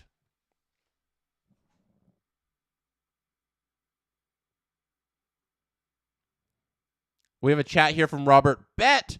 Thank you, Robert. Appreciate it. After watching all the Leafs games this year and some of the Pens this year, a game where both teams can say, what the hell was that? I'm not reading this right. After watching all the Leafs games this year and some of the Pens, this is a game where both teams can say, "What the hell was that?" Yeah, this is like a garbage game. Like, you can take away the efforts from some of these players, and like I loved what I saw in the Leafs power play. That first one with Willie capitalizing, and that minute they had, like they showed some great stuff, but there's not a whole bunch. I wouldn't take giant narratives away. I love what I see, the energy out of Pacioretty. I love what I see out of the Knives. Actually, there's a lot. No, I'm taking quite a bit from the Leafs' efforts. But in terms of the play and the cleanness, the crispness of their passes and their zone entries, not a lot you can take away because second night of a back-to-back with travel. But in terms of the efforts, Holmberg's effort, loving it. Alex Nylander's effort, loving it. Minton's been perfect on 3C. And like I said, nice, beautiful stuff on that penalty kill. We're at a TV timeout here at 4:36. Let's go over to the Western Conference standings. Oh, we also have a chat from Michael. That's very important because we need to make Michael commit to the bit. Michael wrote, "If Jesse responds, I'll drive from Anchorage, Alaska to North Pole, Alaska." Now, Michael, you said it in the chat. That means you got to do it. I'm responding. I'm saying do it and prove it. So do it. Go to North Pole. Say hi to Santa for us. Say hi to all the little elves who are getting ready for the 25th. Say hi to the reindeer. You said it. You got to do it. I responded. All right. We also got from Doug Leaf Fan. I guess next break we'll take a look at the standings. So we got another shout out we got to do. Doug Leaf Fan. Can I get a birthday shout out to my wife, Laura Leaf Fan?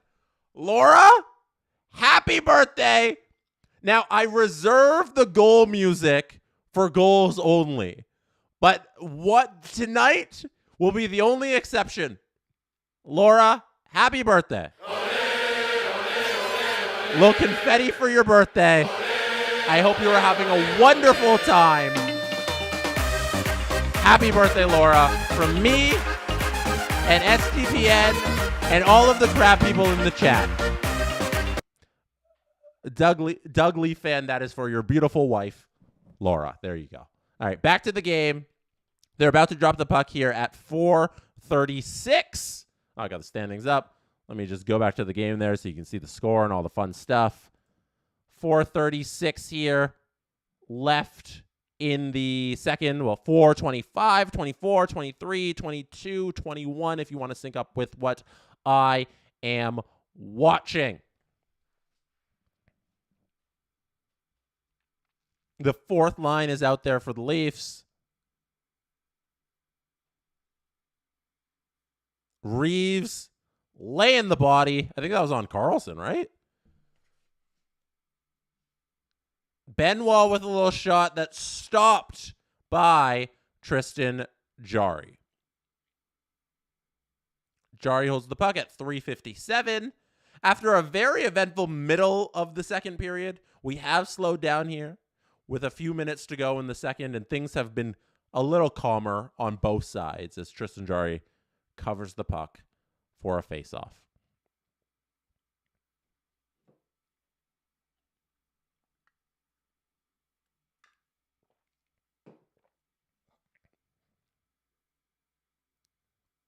Reeves was really trying to work in front of the net there. Reeves is a really big dude. So SDPN has credentials for the Toronto Maple Leafs this season.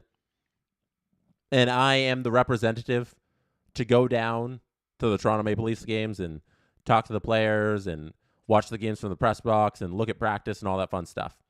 And Ryan Reeves is a gigantic human being. It cannot be understated that he is an absolute monster.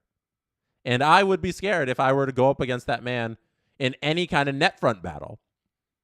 Because you're not going to have the size to compete. Maybe you can have like more of a diverse skill set to twist and turn out of the way, but in terms of pure size and strength, you're not doing much against Ryan Reeves.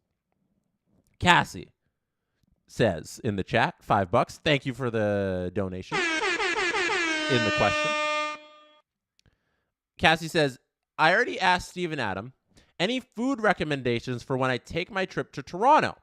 I could also use more stuff to do if you have any suggestions. As a hockey fan, you have to visit the Hockey Hall of Fame. Like, I think that's a must. Visiting the Hockey Hall of Fame. So you're down there by Front Street. I'm trying to think about foods. I'm not the best with food stuff because my food, like what I eat, is so simple. We got to stop here at 2:43 of the second. I'm trying to think. Do the Hockey Hall of Fame. Do the generic Toronto tourism stuff for go to Dundas Square. It's like, all right. It's our version of Times Square, but it's like not great. It's like a mini bad version, but you got to see it because you're in Toronto. Walk in the Eaton Center for sure when you're on your way to Dundas Square. Go there. Take a picture of one of the billboards. Go to the CN Tower. Definitely do the CN Tower, but don't pay to go to the aquarium. I wouldn't pay to go to the aquarium. I would just, if you want to go up the tower, yeah, that's worth it. Go up the tower, but don't go to the aquarium. Don't go to Ripley's. The shot there by the Pens. Trying to think of anything. Walk along Queen Street if it's not a snowy day. Walk from Yonge and Queen. Walk west all the way down to like Queen and Shaw, even if you want to walk that far. And then you'll just hit a whole bunch of shopping down there. That'll be fun.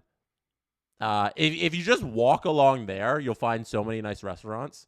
If you just walked from like Queen through Queen and Yonge through Queen and Shaw, like you'll run into so many little restaurants that like you don't even need a recommendation. Just go in there. Hit up Ossington. If you do walk along Queen, go to Queen and Ossington and then just eat anywhere at Ossington, like on Ossington. That would be my biggest food recommendation. Here's a little scramble in front. Morgan Riley might have just saved a goal. What just happened there with the puck in front? They missed it on the broadcast. Okay, so face off. The shot. Oh my goodness. The puck was just sitting there. Oh my gosh. The puck is just sitting there next to Joseph Woll. Nobody taps it in, thank goodness. Cassie, my recommendation to you, go to Queen and Ossington, walk north along Ossington, find any place in there and go eat. Loose in front. Leafs can't jam it home. Tavares here with the puck in the corner. Turns around, sends it to the point. Nylander with a slap shot from the point that's blocked. Minute 21, 20, 19, 18 left here in the second period.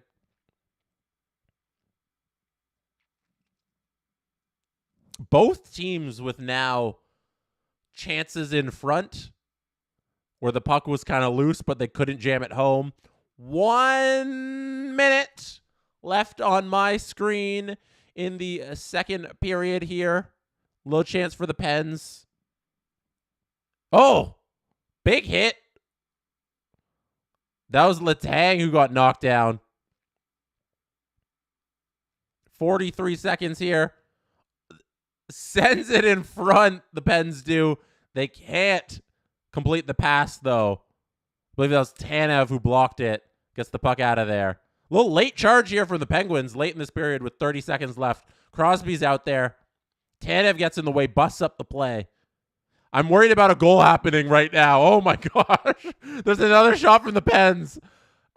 Everybody hold on to your butts for these last 15 seconds. The Pens might capitalize here.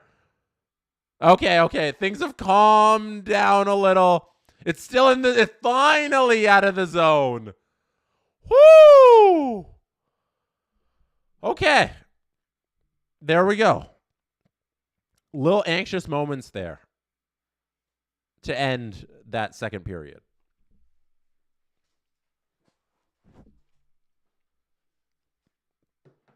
Sip of water here.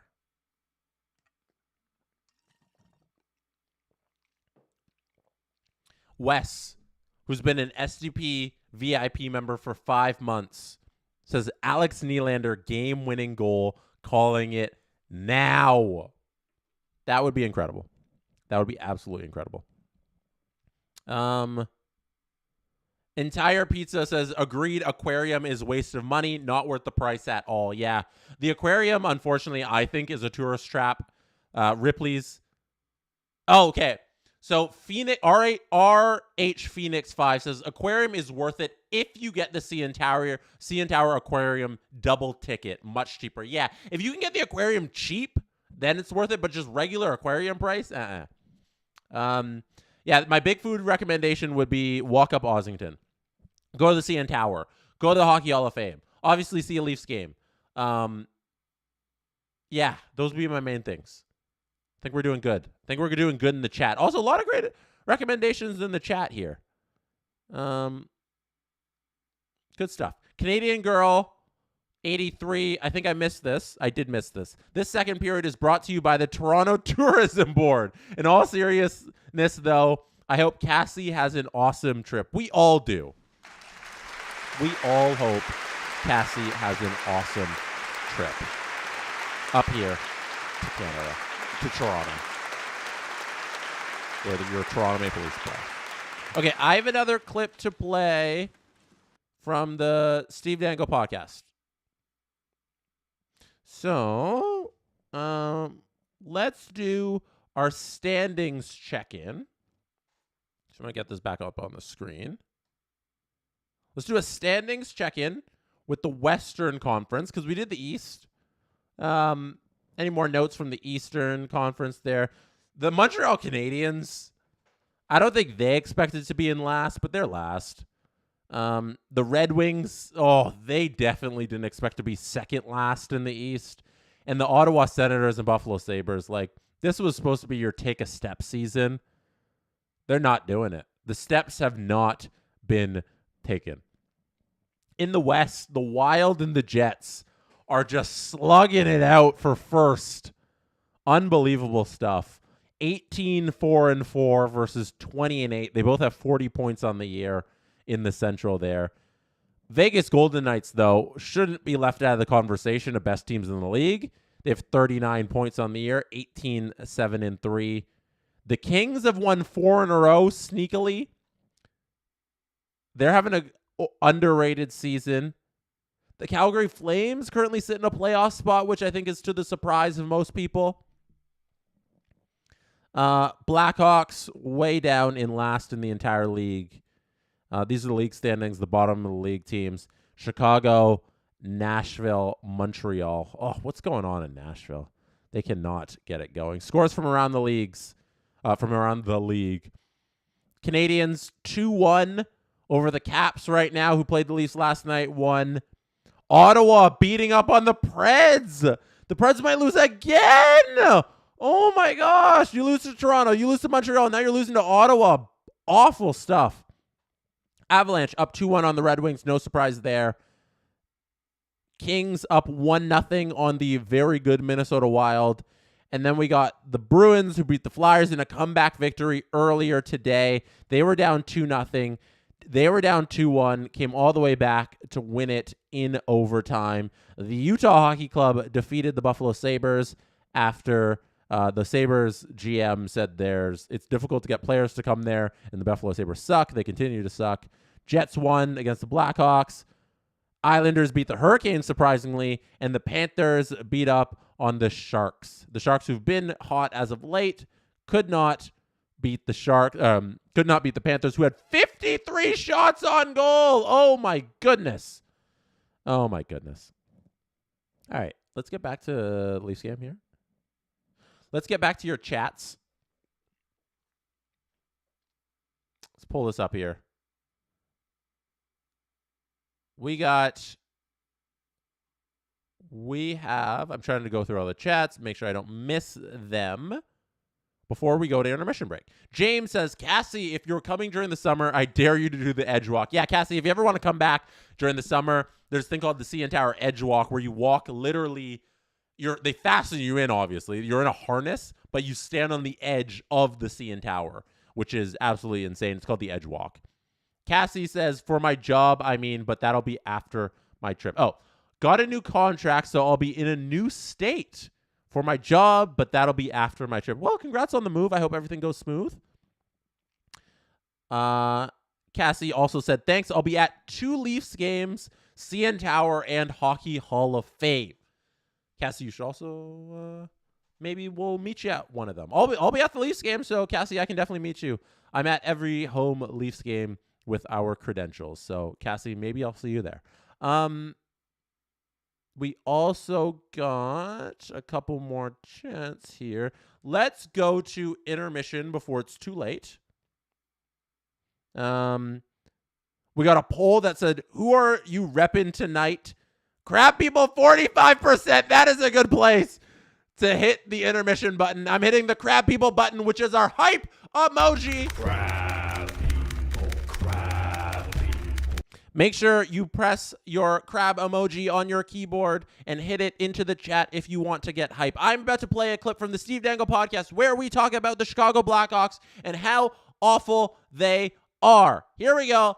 I'll be back right after this for the third period. I do want to mention, too, we mentioned the Chicago Blackhawks. Luke Richardson. I do want to mention, too, we mentioned the Chicago Blackhawks. Luke Richardson has been fired. And, this comes on the heels of a game that I saw beginning of the week, Toronto Maple Leafs, one of Luke Richardson's last games as a coach. Who knew? And I thought it was really interesting, Mark Lazarus' take on this, guys, and I wanted to hear what you thought, because I thought he just was blistering about the state of the Chicago Blackhawks right now. And this is midway through the article, and he says, the Blackhawks are unwatchable. And we don't mean boring, though the Bedard novelty is wearing off and the roster is loaded with stopgap veterans who are essentially just passing through merely laundry for fans to root for. No, the Blackhawks are literally unwatchable for a huge swath of their fans. For subscribers, the 2 biggest television providers, Comcast and YouTube TV, the hoops you have to jump through in order to watch this team is laughable. You must purchase a set of rabbit ears, and then he puts in brackets, rabbit ears in 2014. You must have a room with a window that faces downtown Chicago. Yeah, not 2014. Oh, sorry, 2024. Yeah. Sorry, it's October 7th. You must have a room with a window that faces downtown Chicago. You must have the rabbit ears high on your window somewhere, or you must have a night where it's not too windy or too rainy or too cold or too clear. Who knows? There's a good chance on any given night that you're going to be looking at something that looks that closely resembles scrambled HBO from the 1980s more than a high-definition hockey game. Your other legal option is to pay $20 a month to watch the games on your phone or laptop, but just the Blackhawks. If you want the Bulls or the White Sox, those high-flying can't-miss squads, the White Sox are terrible, you'll need to pony up $30 a month. It's gobsmacking. No, keep going. By the way, they're calling him dollar. They're calling him dollar. There are dollar Bill Wirtz references going in. Remember, Bill Wirtz didn't like running games on local television because he thought you wouldn't buy tickets. Mm-hmm. And interesting. Another part of this article that I thought was just fire. Is it Luke Richardson's fault that Tyler Bertuzzi has only 2 even-strength goals in 26 games, or that Teuvo Teravainen does too? First time. Is it Richardson's fault that the Blackhawks have been outscored 14-6 with TJ Brody on the ice? We could have warned you. First time. Philip Kurashev has fallen into a well. I guess they don't get Leafs games in Chicago either, eh? Apparently not. Okay. It's $20 to watch just Blackhawks game. Kurashev has fallen into a well, outscored 18-3 on 5-on-5. And then here's another one.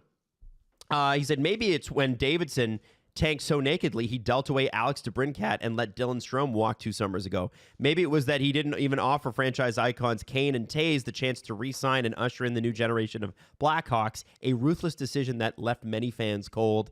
And maybe it was the Blackhawks disappeared from most fans' televisions at the start of the season in the Chicago Sports Network debacle, conjuring up many references to, and I said this already, Dollar Bill Wirtz. Anyway, not good in Chicago. And here's what I want to ask. I want to ask the panel. I'm going to ask the panel. Here's the quiz. All right, guys? I like the quiz. I like the quiz a lot, too. I like it too. Here's the quiz. Sorry, Duthie, I'm stealing your bit. What is the real issue here? Because for me, Davidson's just fired his last bullet. You are the architect of your own disaster here. You have now fired this coach. You fired the previous one as well. But he was your guy. Luke Richardson was your guy. What do you expect the next coach to really be able to come in and do here? And is he next? So it's a good question. I want to turn to Jesse, though. Okay. Because during our season previews, Yeah. and I promise I'm not doing this to Duncan. No. Yeah, during our season Say what you previews, want to say. Did you? Where did you have the Blackhawks in the Central? Do you remember?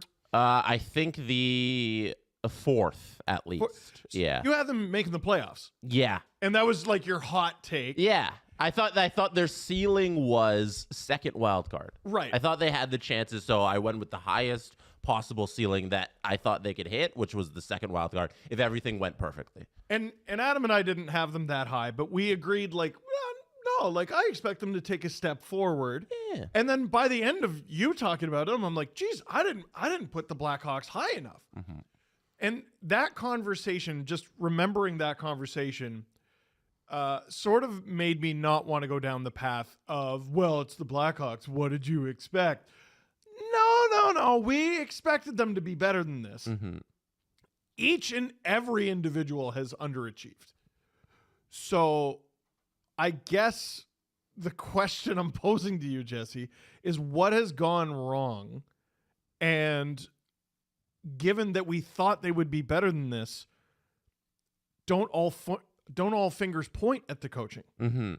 Yeah, no, I think for sure there's a lot of coaching issues when you can't get the best out of Connor Bedard. And at this point in their rebuild, they still shouldn't be going backwards because they did the great thing, which is you're supposed to tank so hard that one year you get extremely lucky and you get the big fish. It's why Buffalo was so upset that they lost the McEichel draft and they lost the Austin Matthews draft. It's like they stunk for so long and we're like, we're supposed to get one of these guys and we got stuck with fucking Jack Eichel. And by the way, picked second both drafts and fumbled both of them. Yeah. They bungled. They bungled Jack Eichel. No, yeah, they bungled Eichel. No, I'm thinking of Reinhardt from the draft before. Yeah, they picked second overall 2 years in a row. Fumbled both of them. Yeah. And that's why when the Blackhawks tank and you get Bedard and you're like, okay, last year's your first season with Bedard, obviously you're going to keep tanking. But this year was supposed to be the step forward year. So this offseason, Kyle Davidson goes out and he makes all these moves for all of these vet pieces. And I look at the vet pieces and I'm like, okay, reasonable people. You know, you've brought in a bunch of guys who might be able to do some stuff. Now that you see them on the ice, there's obviously a giant lack of scoring, and that you have some guys who are like on the power play units that shouldn't be on any power play units in the entire NHL. Shouldn't be on the team. But the sum of the parts where you said we're not just going to have a bunch of children out there in AHLers, we're going to bring in real NHLs and spend some money this offseason, should have resulted in something better here than just an anemic team who is a pathetic on ice NHL team who shouldn't be out there. And so it's on both. It's on both the head coach for not getting the most out of these guys when your GM did give you something to play with, and it's also on the GM for bad talent evaluation and bringing in these vets that I thought, hey, if Kyle Davidson is actually going for something here, there might be something there, but it's all the wrong personnel top to bottom. The new guys are underachieving. The old guys, which Bedard falls under hilariously, are also under achieving. No one's doing well. Like, are they getting unusable goaltending? They're probably not From getting Mrazek and Mrazek Soderblom? and Soderblom. Like, I thought Mrazek has like league average potential in him. Yeah, Like I could see that. and Brossoit's been hurt, so there was another one of their free agent signings, and like, who knows? Brossoit could have been. The conversation was, who do you get first, Brossoit or Stollers? Yes, this offseason. Yeah. Stollers has been, honest to God, one of the best goalies in the league so far this season. And they paid almost $1 million more for Brossoit. Well, And I'm not deserved criticizing that move. I'm saying, like, maybe if that move doesn't if he doesn't get hurt, maybe all is solved. Yeah. But I don't think. And so. Brossoit was injured in late August, and he hasn't played hockey. Yeah. It's like you don't bank on that when you sign a free agent for that amount of money. And Peter Mrazek has been okay considering the team in front of him. He has a .905 save percentage, which is above league. That's amazing. which is good. I want to throw this out there, guys, that, I'm looking at their Puckpedia page, and this is just a rough estimate, but there's about $40 million in new players per year that have been brought in over the last 2 years. I'm not talking about their full contract value. I'm talking about their per year, per annum deals. Okay. And you're talking about Taylor Hall, Tyler Bertuzzi, Teuvo Teravainen, Nick Foligno, Jason Dickinson, Ilya Mikheyev, Donato, I believe. He was not a draft pick there, was he? No, he wasn't. He's a signing. I'm not going to count Seth Jones because he was a Bowman guy. Alec Martinez, TJ Brody, and of course Laurent Brossoit. It works out to be about $40 million. So this is John Davidson's team. None of those guys are pillars. Kyle Davidson. Kyle Davidson's team. John Davidson's team is the Blue Jackets. Yes, none of those guys are pillars. Like Taylor Hall, those days are in the past. Yep. Who else did you name? Like Nick Foligno is veteran. Show the kids the ropes guy. Yeah, Tyler Bertuzzi, ancillary piece. He's like a Robin. He's very good complimentary piece. Yep.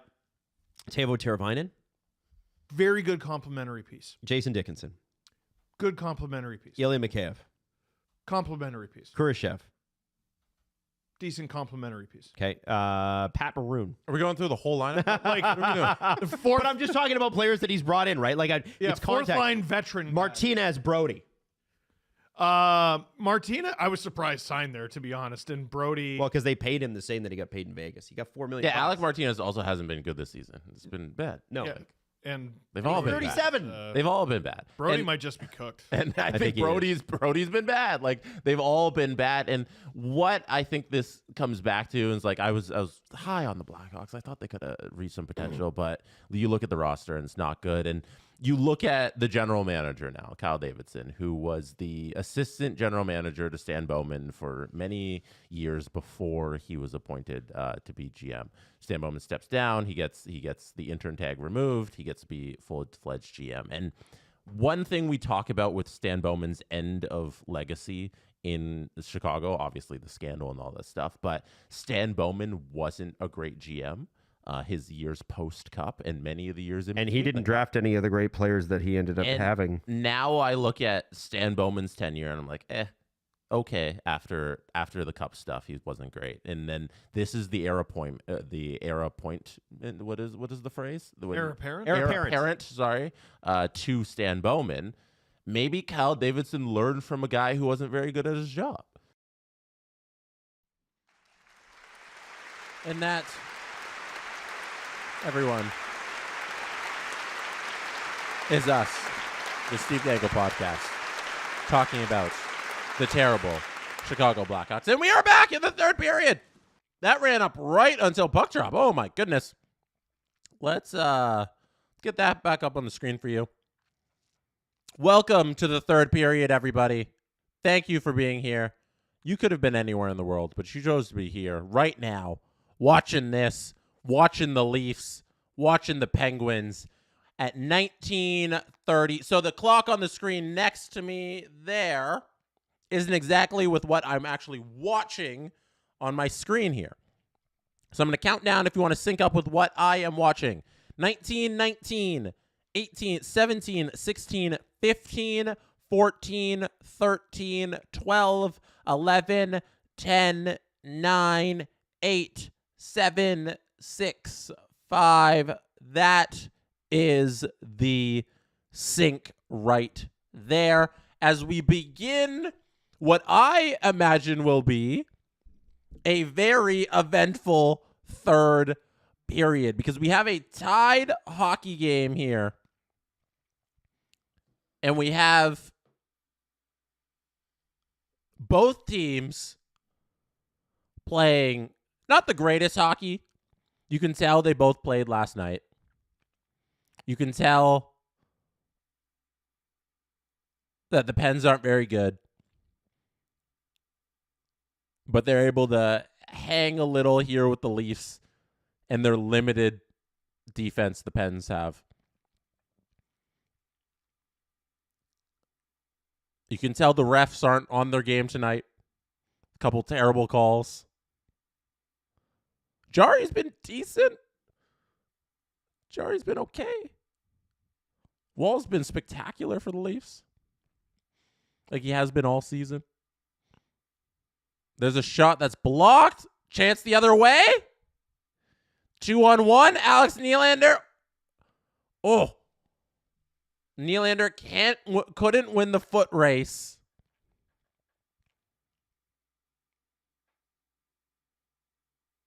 He was out there for a long time. Couldn't win the foot race to the puck. Hey, Pickleball Pat says, all synced up for the third. Let's go. Yeah, 17, 23, 2, 1, 0, 19, 18 on my clock there. Ryan Reeves' fourth line is out there. The Lorentz, Dewar, Reeves fourth line that I love. Riley tries to feed. Is that Dewar out in front? Reeves here! Oh, Reeves tries to creep out in front. Squeak it by Jari, but it goes wide.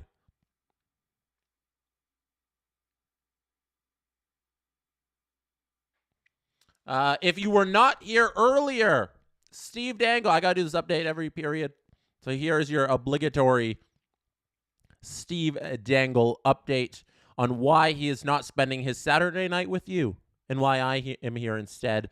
Steve Dangle is in Ottawa signing his book. If you have not purchased Steve's book, there's a chance in front for the Penguins, but Joseph Woll is in perfect position, and he makes the save. The Penguins just fighting away, trying to jam that puck home. Can't do it. Steve Dangle is in Ottawa signing copies of his book. They're showing a replay right now of a missed call. Dewar was taken down by a Penguin. That was definitely a missed call by the refs, who have not been on their game tonight. Steve Dangle is in Ottawa signing books of his copies of his book, Hockey Rants and Raves. It is a great Christmas present for all hockey fans. You don't have to be a fan of Steve Dangle. You just got to be a fan of hockey, and you will enjoy this book. It's like if you went into a bar and there was a hockey fan, these are all the conversations you would have with that hockey fan. It's in that book. Delayed penalty coming up. Or delayed penalty right now. Penalty coming up on your Toronto Maple Leafs. The Penguins have their sixth player out there. They're running the 6-on-5. Let's see what this call is. Toronto gets possession. Austin Matthews. High stick on Austin Matthews. It looks like he was coming off the ice to go to the bench there. We're going to get a high stick on Austin Matthews at 15:36 left in the second. Oh, he just dumped the puck and his stick got high. Oh, that's such an annoying call, because it's not the idea of high sticking, but high sticking is just, you got to be in charge of your stick. Like, you are in charge of your stick. If it goes high, that's on you. And accidental high sticking, that's it.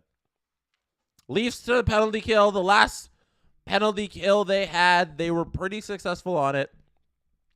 They drew a penalty and they ended up going on a minute-long power play after they were on the penalty kill. We got a chat from Echoes Egan. Go Oilers after offer sheet grudge game tonight versus St. Louis. Yeah, tonight is the offer sheet grudge match in St. Louis. Let's check in on the out-of-town scoreboard. Game's at 10 o'clock. Blues at Oilers. Here's a shorthanded chance. Lorentz can't find anybody in front. Let's head back over. The Penguins are entering the zone, and they take a nice shot there. But it goes off wall and into the netting. Great shorthanded chance here for the Leafs. They're showing the replay here of Lorentz taking the puck all the way to the other end.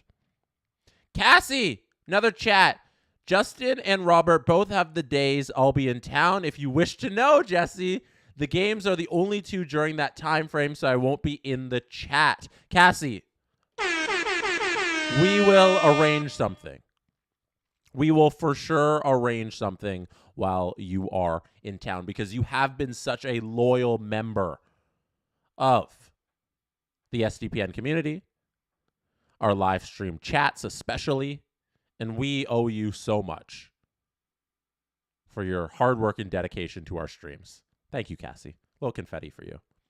We haven't had members of the Dancing Animal Squad visit us recently. Oh, there's a nice shot by Rust. He's on it tonight. Power play for the Pens is really cooking here. They're looking for something. Rust again out front. There's a rebound. That is a goal for the Pittsburgh Penguins. Michael Bunting. We all knew the ex-Leaf was going to score against the Toronto Maple Leafs. Michael Bunting capitalizes on the power play for the Penguins. A shot by Rust. Goes off of Timmins in front. Bounces over to Bunting. It is a goal for the Penguins, and we are not happy.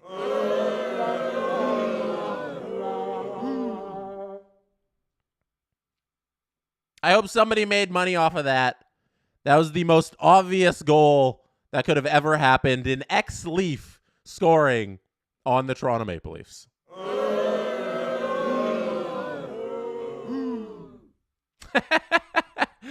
Pickleball Pat says, unleash the pandas. I will not unleash the pandas.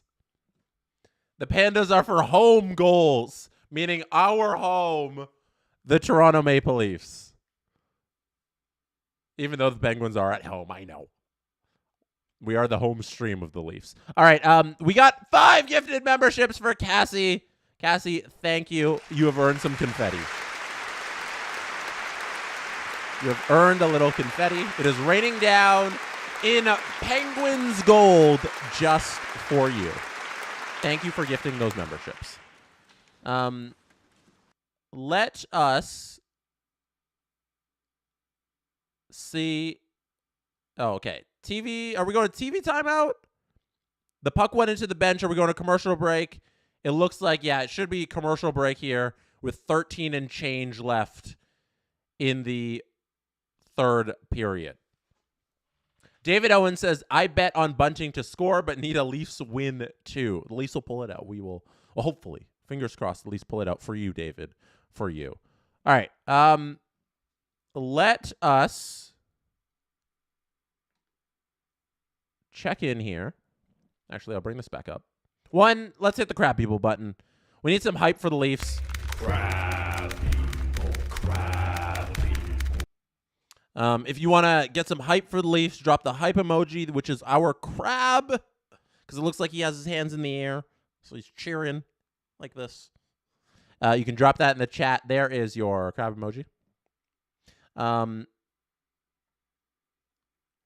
We will take a look at the out of town scoreboard to take a look at all the games that are currently also in the third period.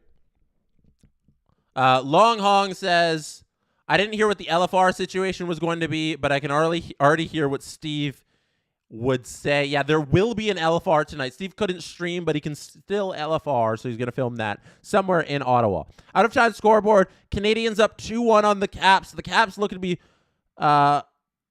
looking to win 2 in a row after they beat the Leafs last night. Actually, have they won more than that in a row? I'm not sure. The Caps looking to win again after they won last night. But the Canadians are not going down without a fight. PLD scored first and then 2 goals by the Canadians. We had Caulfield and then Newhook. 2-0 Sens are up on the Preds. 2-1 Avalanche remain up on the Wings. Kings still giving it to the Wild 1-0. They're dominating play here, 17 shots to 7. And then we have games coming up tonight. Actually, only one game left to start tonight. The Oilers are hosting the Blues. Let's get back to our action as they drop the puck at center ice at 13:40 in the final 13:40 of the Pens and Leafs game.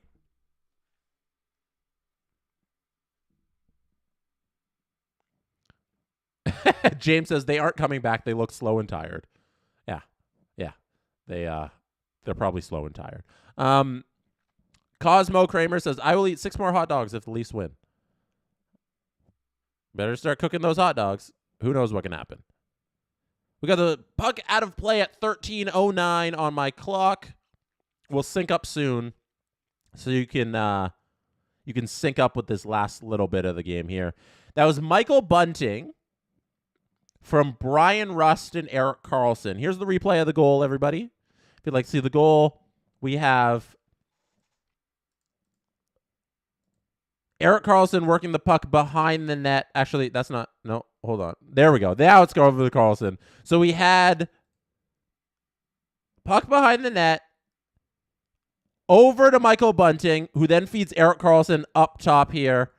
Erik Karlsson down to Brian Rust. Shot is blocked by Timmins. Bunting cleans up the rebound. Good little tic-tac-toe on the power play there by the Penguins. You know, they caught the Leafs very collapsed here around the net. Lot of open ice. Nobody manning the point, allowing Erik Karlsson. Mitch Marner's coming out to play him really quick, but it allows things to open up here with a lot of space there. Allows Rust open for that free shot. Timmins did a good job blocking it. Just bad luck there on the bounce of the block shot. So there you go. That's that goal, which is the current game winner for the Pittsburgh Penguins. Yeah, that was Malkin behind the net there.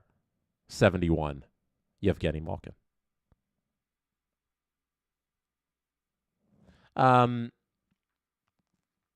We had a chat I missed.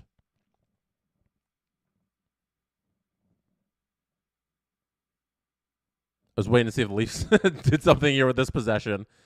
But it is a whistle as Tristan Jarry covers the puck. 11:54 on my screen. David Owen says, Leafs win me this Bunting parlay and I'll gift sub. So David Owens has got a parlay going with a Bunting goal and a Leafs win. I hope it hits for you, David. Fingers crossed. You know who I'm rooting for. I hope that hits for you. Here we go.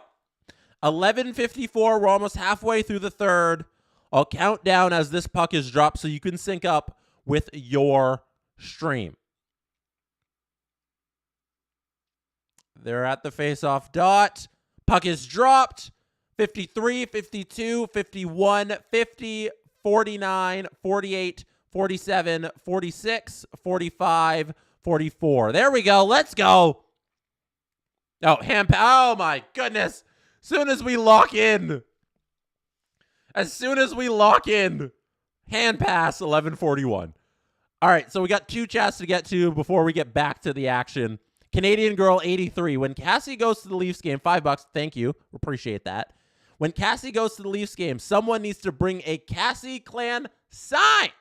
There is always someone from the chat there. I would love to see that fantastic idea. Cassie for $2 says, oh, Leafs shot, Morgan Riley shot, goes wide. We're back with the action, 11:30 on my clock. Here's a play out in front. Matthew Nyes. No! Off the post. Matthew Nyes did not finish in front. Oh, my goodness. So close for the Leafs. Off the post. Darn. Cassie says she'll gift 50 subs if the Pens win. Oh, my goodness, Cassie. Thank you if the Pens win. Thank you. Thank you. Matthew Nyes, point blank shot in front off the crossbar. Brutal. Brutal stuff there, but that's how bounces in hockey go. Sometimes you hit the crossbar.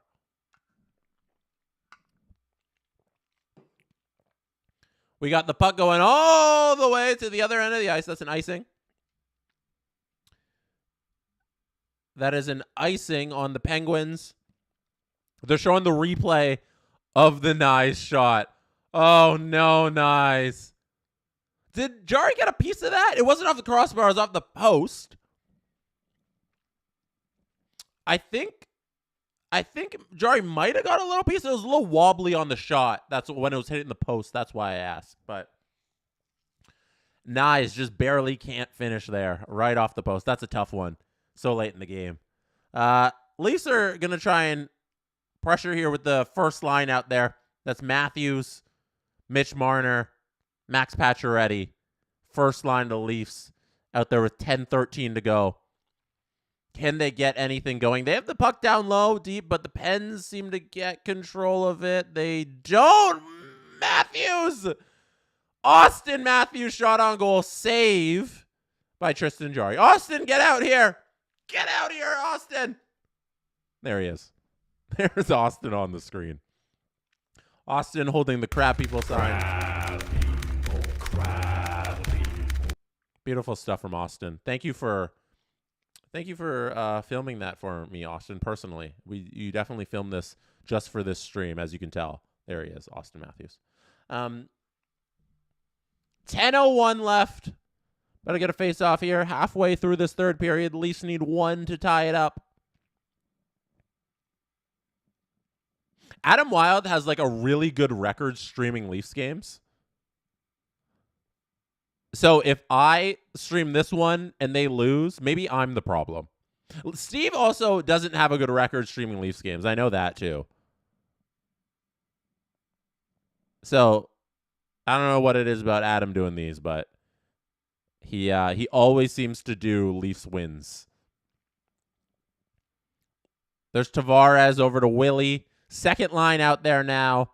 That's the Nyes, Tavares, Willie line. Oh, pass by Nyes is intercepted. Oh, and the other Nylander. Bad penalty. You can't do that, Alex. Alex Nylander, bad penalty on Michael Bunting. Oh, yeah, that's a hold. Like you can't do that when you are a third line player who was playing with the Marlies all season long. You've been healthy scratched the last couple games, and now Nick Robertson's been playing so awful, you get a shot in the lineup, Alex Nylander. When it's late in the game, in a game that you're not winning, you can't take a bad penalty like that as a role player. You can't do it as a star, too, but as a role player, it especially hurts because you're out there just to hopefully be a little bit of energy, be a little bit of offense while the Stars get some rest late in this game so they can get out there and score the goal. You can't be a liability like that, Alex. Don't like that stuff at all. Ah. All right. Connor says they will just not call a penalty on Pittsburgh. Yeah, it's also a lot of penalties by the refs. But that one, I think they had to call that one on Alex. You couldn't get away with that one. You weren't going to get away with that one.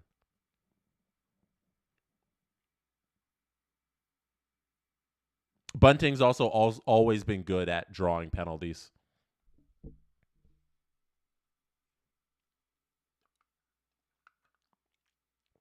We have 9:13 to go If you have not liked this video yet, if you're watching on YouTube, hit like on the video. If you have already liked, thank you. I appreciate you. You are the best. Hit subscribe on the channel. If you've already liked, then hit subscribe. If you already liked and subscribed, you've done your job for the day. Congratulations. There's nothing more for you to do. That's all. That's all I got for you to do. Those two things.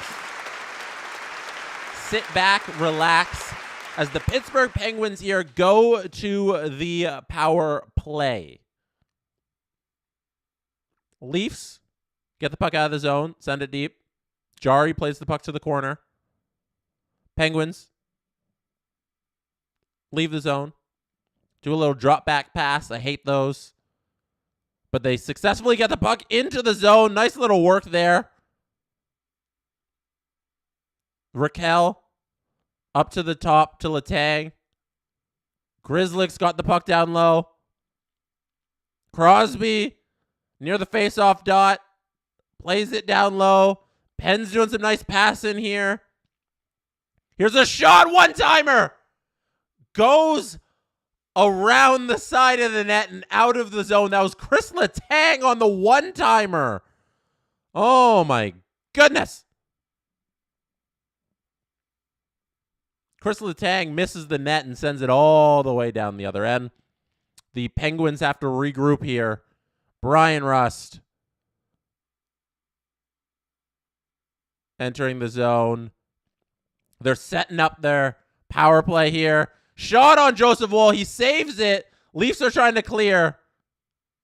They can't do it. Puck stays in the zone. Carlson's got it. Shot on goal. In front again. Is that no call on the tripping in front? Thank goodness. Glass fell in front. OEL took him down, and there was no call on the play. I feel like it's even. I feel like the calls are even now. You can't call that. Leafs had too many not go their way. Calls are even. Eric Carlson with the slap shot. Saved by Joseph Woll. Beautiful stuff by Joseph Woll.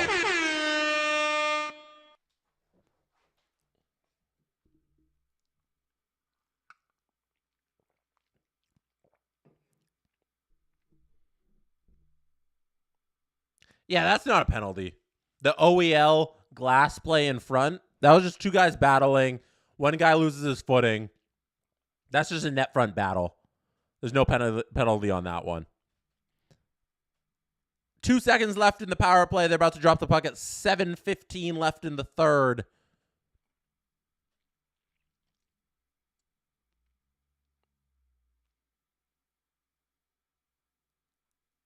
Play is stopped once again at 7:05. Puck's out of play. 7:05 left here in the third period. Leafs need to dig deep. Tavares' line is out there with Willie and Nyes. Oh, Pacioretty's out there. Nyes working the penalty kill. Gets a little breather. See if the Leafs can do something here with this opportunity after killing that penalty. Successful penalty kill that Alex Nylander took.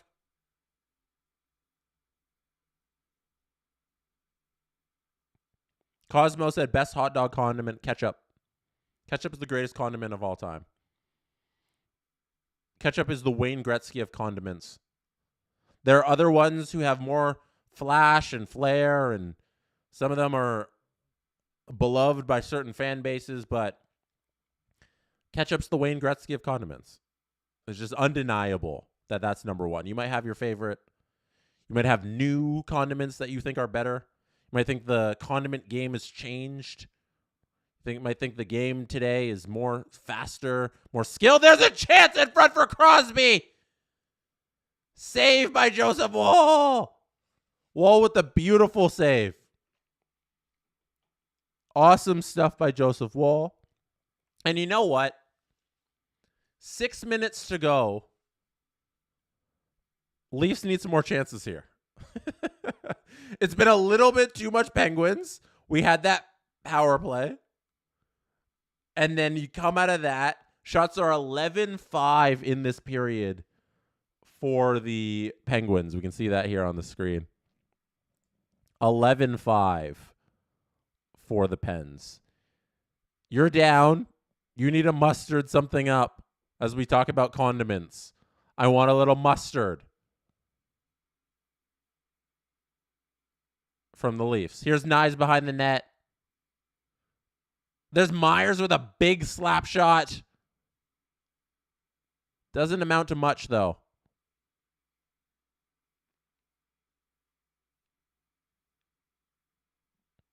.525 turnover here. Nyes trying to get it the other way. Sends it out front. He was looking for Myers, who had jumped up in the rush. 5:10. It's starting to get late for these Toronto Maple Leafs.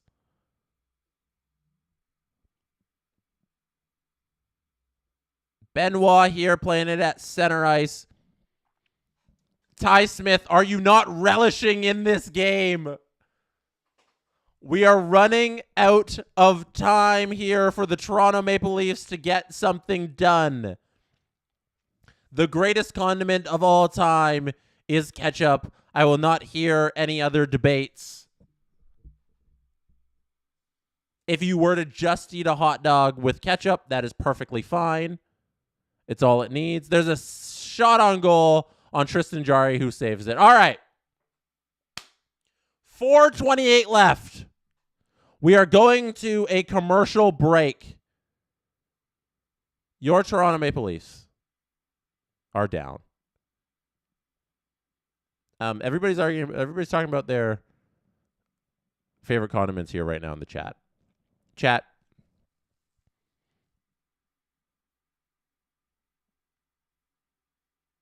Font Hiller says today's ketchup sucks. What does that mean? Has ketchup changed? Boom Boom 84. Ketchup is the GOAT. Tzatziki is tremendously underrated. Tzatziki is fabulous. Jared likes mustard. Peppercorn sauce is king, says Madden 96. Shay says mustard or garlic aioli. Entire Pizza says I am indeed a ketchup fiend. I put ketchup on everything. Like, I'll put ketchup on eggs. Put ketchup on just about anything.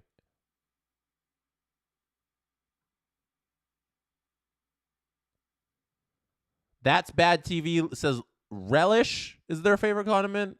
Ada Sriracha. Southwest Chipotle, Madden 26 says. Best condiment is ranch, says Cassie. Hot sauce, but what's hot sauce? Jay McCrew. Mustard, Derek mustard and sandwich mustard and hot dog mustard and eggs. Ew, what? Where's Speedy V to tell us about Costco gravy? All right. Leafs got 4:28 left. We are locking in.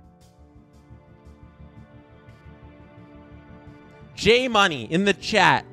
The best condiment is tears. Yeah, Leafs fans, we are trying to avoid tears here tonight. 4:28 left in the third period. They're about to drop the puck. The big boys are out on the ice.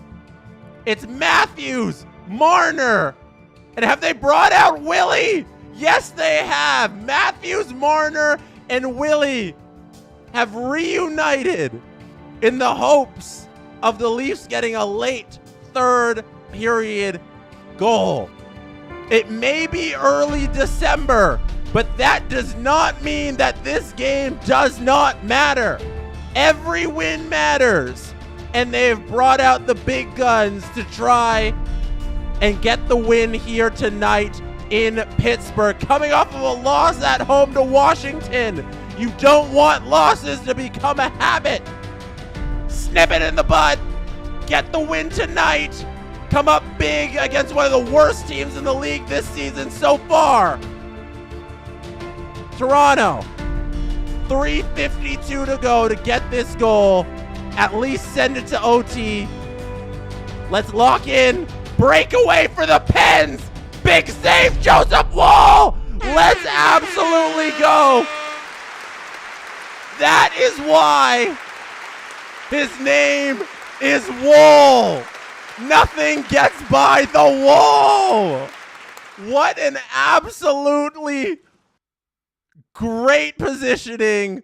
What a great save on Yevgeny Malkin, who missed the shot, actually.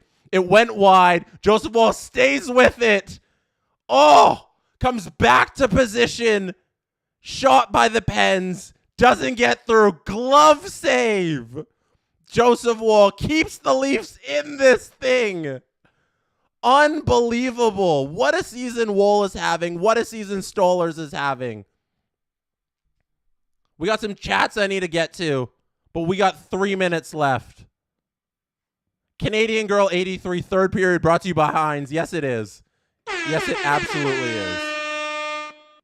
Throw a little ketchup on that. We also got Robert, who said mustard belongs on cupcakes. Ask Steve. Yes, the mustard cupcake. Joseph Woll is the true star of this game. What a save to not allow the Pens to go up 4-2. That glove save after the Malkin failed breakaway. Remember that save, says Gravely Diggs. We will remember that save. If the Leafs come back here, that is the absolute best turning point. We ran a poll. 152 of you voted. Best condiment for a hot dog. Ketchup won 46%. Mustard 31%. Something else 15%. Relish 5%. The Leafs are indeed getting a power play here. That is a penalty on Brian Rust.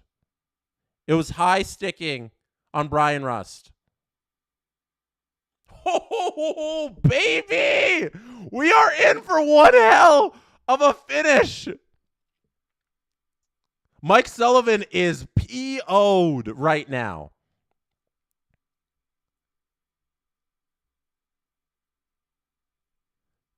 Brian Rust got his stick stuck in Simone Benoit. Oh, no. It's Holmberg who got it hit in the face by Brian Rust. There you go. Leafs to the PP. 2:13 left. The rest of the game will be spent with the man advantage here. I hope we can bring out the Dancing Animal Squad one more time. This is your chance, Toronto. Whoo, let's lock in. 2 minutes on the clock. 1:50, 49, 47, 45 on the power play left. Do they pull Joseph Woll and make this a 6-on-4? It's a little risky because Pens can just ice the puck and just shoot at the empty net. But you also want that extra man advantage, the 6-on-4, to try and tie this game. There's a shot but doesn't get through. They keep the puck in the zone. Marner does. Marner over to Nylander. Marner sitting in the slot. What's he going to do? He passes it. Back to Marner. Back to Willie. You guys got to shoot the puck here. Somebody's got to shoot the puck. Willie and Marner just playing back and forth. They finally get something to the centers. Tavares, who gets stopped by Tristan Jarry. Back up to Marner. Marner over to Matthews. Matthews takes a long distance shot on goal. It's stopped by Tristan Jarry. Matthews can't keep the puck in the zone. And it's back to center ice as the boys regroup and try and get this power play going once again. There's Nylander. Over to Matthews. It's stolen by the Penguins.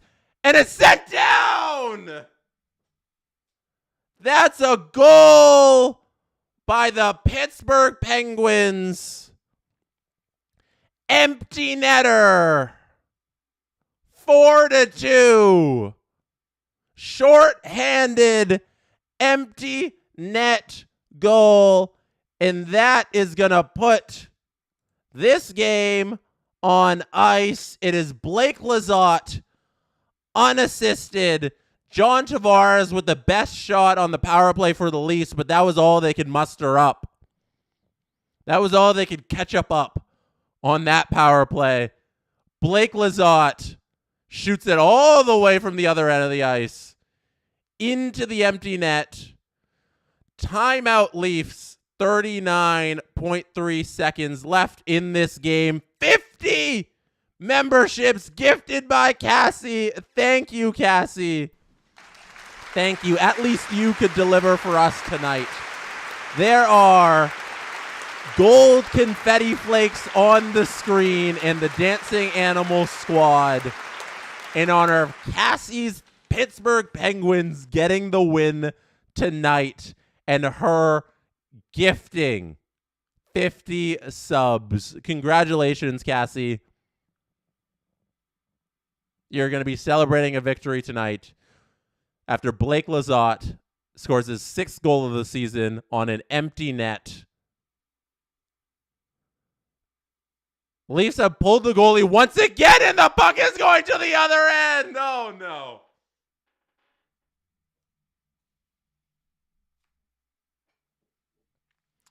Two goals for the Pens. They are pouring it on. They are happy. They are celebrating in Pittsburgh. Oh, my goodness. No, I don't want that one. The Boo Birds are out. Marner can't chase the puck down. That's it. Cassie, this is for you once again. Dancing Animal Squad. Just the goat this time and the chicken. The sheep, and the chicken. And a little gold confetti flakes for the Pittsburgh Penguins. 12.9 seconds left. Thank you, everybody, for being here tonight. I greatly appreciate you hanging out with me all evening long on this Saturday. If you're not familiar with my streams, I do one thing in particular at the end of every stream. First of all, let me hit the crab people button for everybody. Can we get some crab emojis in the chat just so we can hype up this thing as the Pittsburgh Penguins close it out 5-2 victory over the Toronto Maple Leafs? One thing I do in the chat as we close out this game here is I love to shout out where you watched this from. Let me know what city you are watching from. Congratulations, Cassie. You have won tonight. I would like to know, because you could have been watching from anywhere in the world, but you chose to be watching from wherever you are tonight. Let me know, and we are going to shout out your city, your town, your country. Let's get some fun music to end it. Let's get Olay in this thing. We get the crab hype emojis. We got Doug in London, Josh in Pittsburgh, Charlie in Halifax, Mark in Moncton, Brian in Halifax, Mike in Toronto, Jake in Pittsburgh, Nicole in Ottawa, TA in Vegas, Brandon, Dylan in Brandon, Sadine in Vancouver, Maz in Scarborough, Victoria, Mizzou, Andrew in Campbellford, Andrew in Etobicoke, Thunder Bay, Albany, Brooklyn, Calgary, Maine, Newcastle, Seattle, London, Ecuador, can you believe it?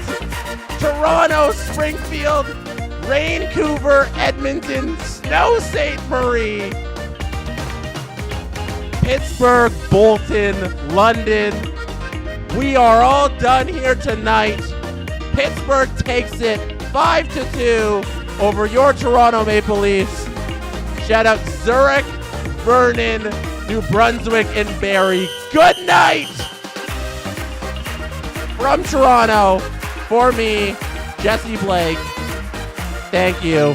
Animals, all done. Good night. I will see you tomorrow in Kingston for a live Steve Dangle podcast.